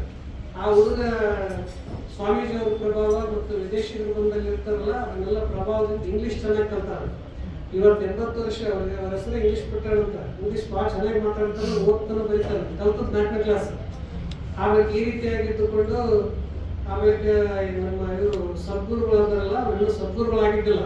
ಅವ್ರು ಸುಮ್ಮನೆ ಜಗ್ಗಿ 2 ವೀಲರ್ ತಗೊಂಡು ಎಲ್ಲ ಕಡೆ ಓಡಾಡುವಾಗ ಇವ್ರ ಕಡೆ ಬಂದಾಗ ಇವ್ರ ಜ್ಞಾನಕ್ಕೆ ಭಾಳ ಪ್ರಭಾವಿತರಾಗಿ ಕೊನೆತನೂ ಇವ್ರ ಕಡೆ ಅವ್ರ ಪರಿವಾರ ಎಲ್ಲ ಬರ್ತಾ ಇರ್ತಾರೆ. ಅವರು ಕೂಡ ಇವ್ರ ಬಗ್ಗೆ ಬಹಳಷ್ಟು ಹೇಳ್ತಾ ಇರ್ತಾರೆ. 1971ರಲ್ಲಿ ನಮ್ಮ ಸತ್ತೂರು ಮೊದಲಿನ ಜಗದ್ಗುರುಗಳು ಶಿವರಾತ್ರಿ ರಾಜೇಂದ್ರ ಮಹಾಸ್ವಾಮೀಜಿಯವರು ಕೂಡ ಅವ್ರ ಕಡೆ ಬಂದು ಅನೇಕ ಔಷಧಿಗಳನ್ನು ತಗೊಳ್ತಿದ್ರು ಅಂತ ಹೇಳಿದ್ರು ಈಗಿನ ಗುರುಗಳು. ಅವರು ಕೂಡ ಕೊನೆಗೆ 73 ವರ್ಷ ಆದಾಗ ಎಲ್ಲ ಭಕ್ತರಿಗೆ ಕೂಡಿಸಿ ಇದೇ ಡಿಸೆಂಬರ್ನಲ್ಲಿ ನಾನು ಮುಂದೆ ಬರುವಂತ ಜನವರಿ 10ಕ್ಕೆ ವೈಕುಂಠ ಏಕಾದಶಿ ಇದೆ ಅಂತ ನಾನು ಸಮಾಧಿ ತಗೊಳ್ತೇನೆ ಅಂತ ಹೇಳಿದ್ರು. ಎಲ್ಲರಿಗೆ ಆಶ್ಚರ್ಯ ಆಯ್ತು, ಗುರುಗಳ ಆರೋಗ್ಯ ಚಲೋ ಹೆಂಗೆ ತಗೊಳ್ತಾರೆ ಇವರು ಅಂತ.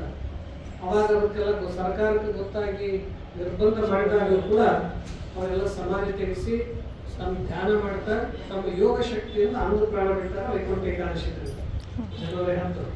ಅದಕ್ಕಾಗಿ ಅಂತ ಒಂದು ಕ್ಷೇತ್ರದಲ್ಲಿ ಇವತ್ತಿಗೂ ಕೂಡ ದೇಶ ವಿದೇಶದವರು ಬರ್ತಾ ಇರ್ತಾರೆ. ಪ್ರಾಣಿಗಳಂತೂ ಸಾಕಷ್ಟು ಬರ್ತಾ ಇರ್ತಾರಲ್ಲ, ಆನೆ ಎಲ್ಲ ಬಂದ್ರು ಯಾವ ಏನು ಮಾಡಲ್ಲ. ನಮ್ಮ ಮಿತ್ರರು ಅಂದ್ರೆ ಅವೇ ಪ್ರಕೃತಿ ಪಕ್ಷಿ ಪ್ರಾಣಿಗಳೇ ಮಿತ್ರರು. ನಾವು ಈಗ ಅದಕ್ಕೆ ಪ್ರವಚನ ಮಾಡೋದು ಭಾಳ ಕಡಿಮೆ, ಭಾಳ ಬ್ರೇಕ್ ಮಾಡಿ ಇವತ್ತು ಪ್ರವಚನ ಮಾಡೋದು ಕಡಿಮೆ. ಅಲ್ಲೇ ಯೋಗ ಅಲ್ಲೇ ಭಾಳ ಅನುಕೂಲವಾಗಿದೆ. ಅದಕ್ಕಾಗಿ ತಾವು ಬೇಕಾದಾಗಿಲ್ಲ ಸಮೀಪದಲ್ಲಿ ಬನ್ನಿ ಅಂತ ಹೇಳಿ, ನಿಮ್ಗೇನು ಮಾಡಲ್ಲ ಬನ್ನಿ, ನಿಮಗೆ ಒಂದು ಬನ್ನಿ ಅಂತ ಹೇಳಿ ತಾವು ಬೇಕಾದಾಗ ಬನ್ನಿ. ಭಾಳ ಅಲ್ಲೇ ವಾತಾವರಣ ಶುಭ್ರವಾದ ವಾತಾವರಣವಿದೆ ಅಂತ ಹೇಳಿ ನಿಮ್ಮ ವಿಶೇಷವಾಗೂ ನಿಮ್ಮ ಅಭಿಪ್ರಾಯ ಹೇಳಿದಂಥ ತಮಗೆಲ್ಲರಿಗೂ ಎಲ್ಲ ಬೆಳಗಾಮಕ್ಕೂ ಎಲ್ಲ ಸತ್ಸಂಗ ಮಾಡಿರೋದು ಹೀಗೆ ಬೆಳೆಸ್ತಾ ಹೋಗೋಣ, ಬೆಳೀತಾ ಇರಲಿ ಅಂತ ಆಶಿಸಿ ನಾನೇನು ಪ್ರವಚನ ಮಾಡಿಲ್ಲ, ಸುಮ್ಮನೆ ಮಾತು.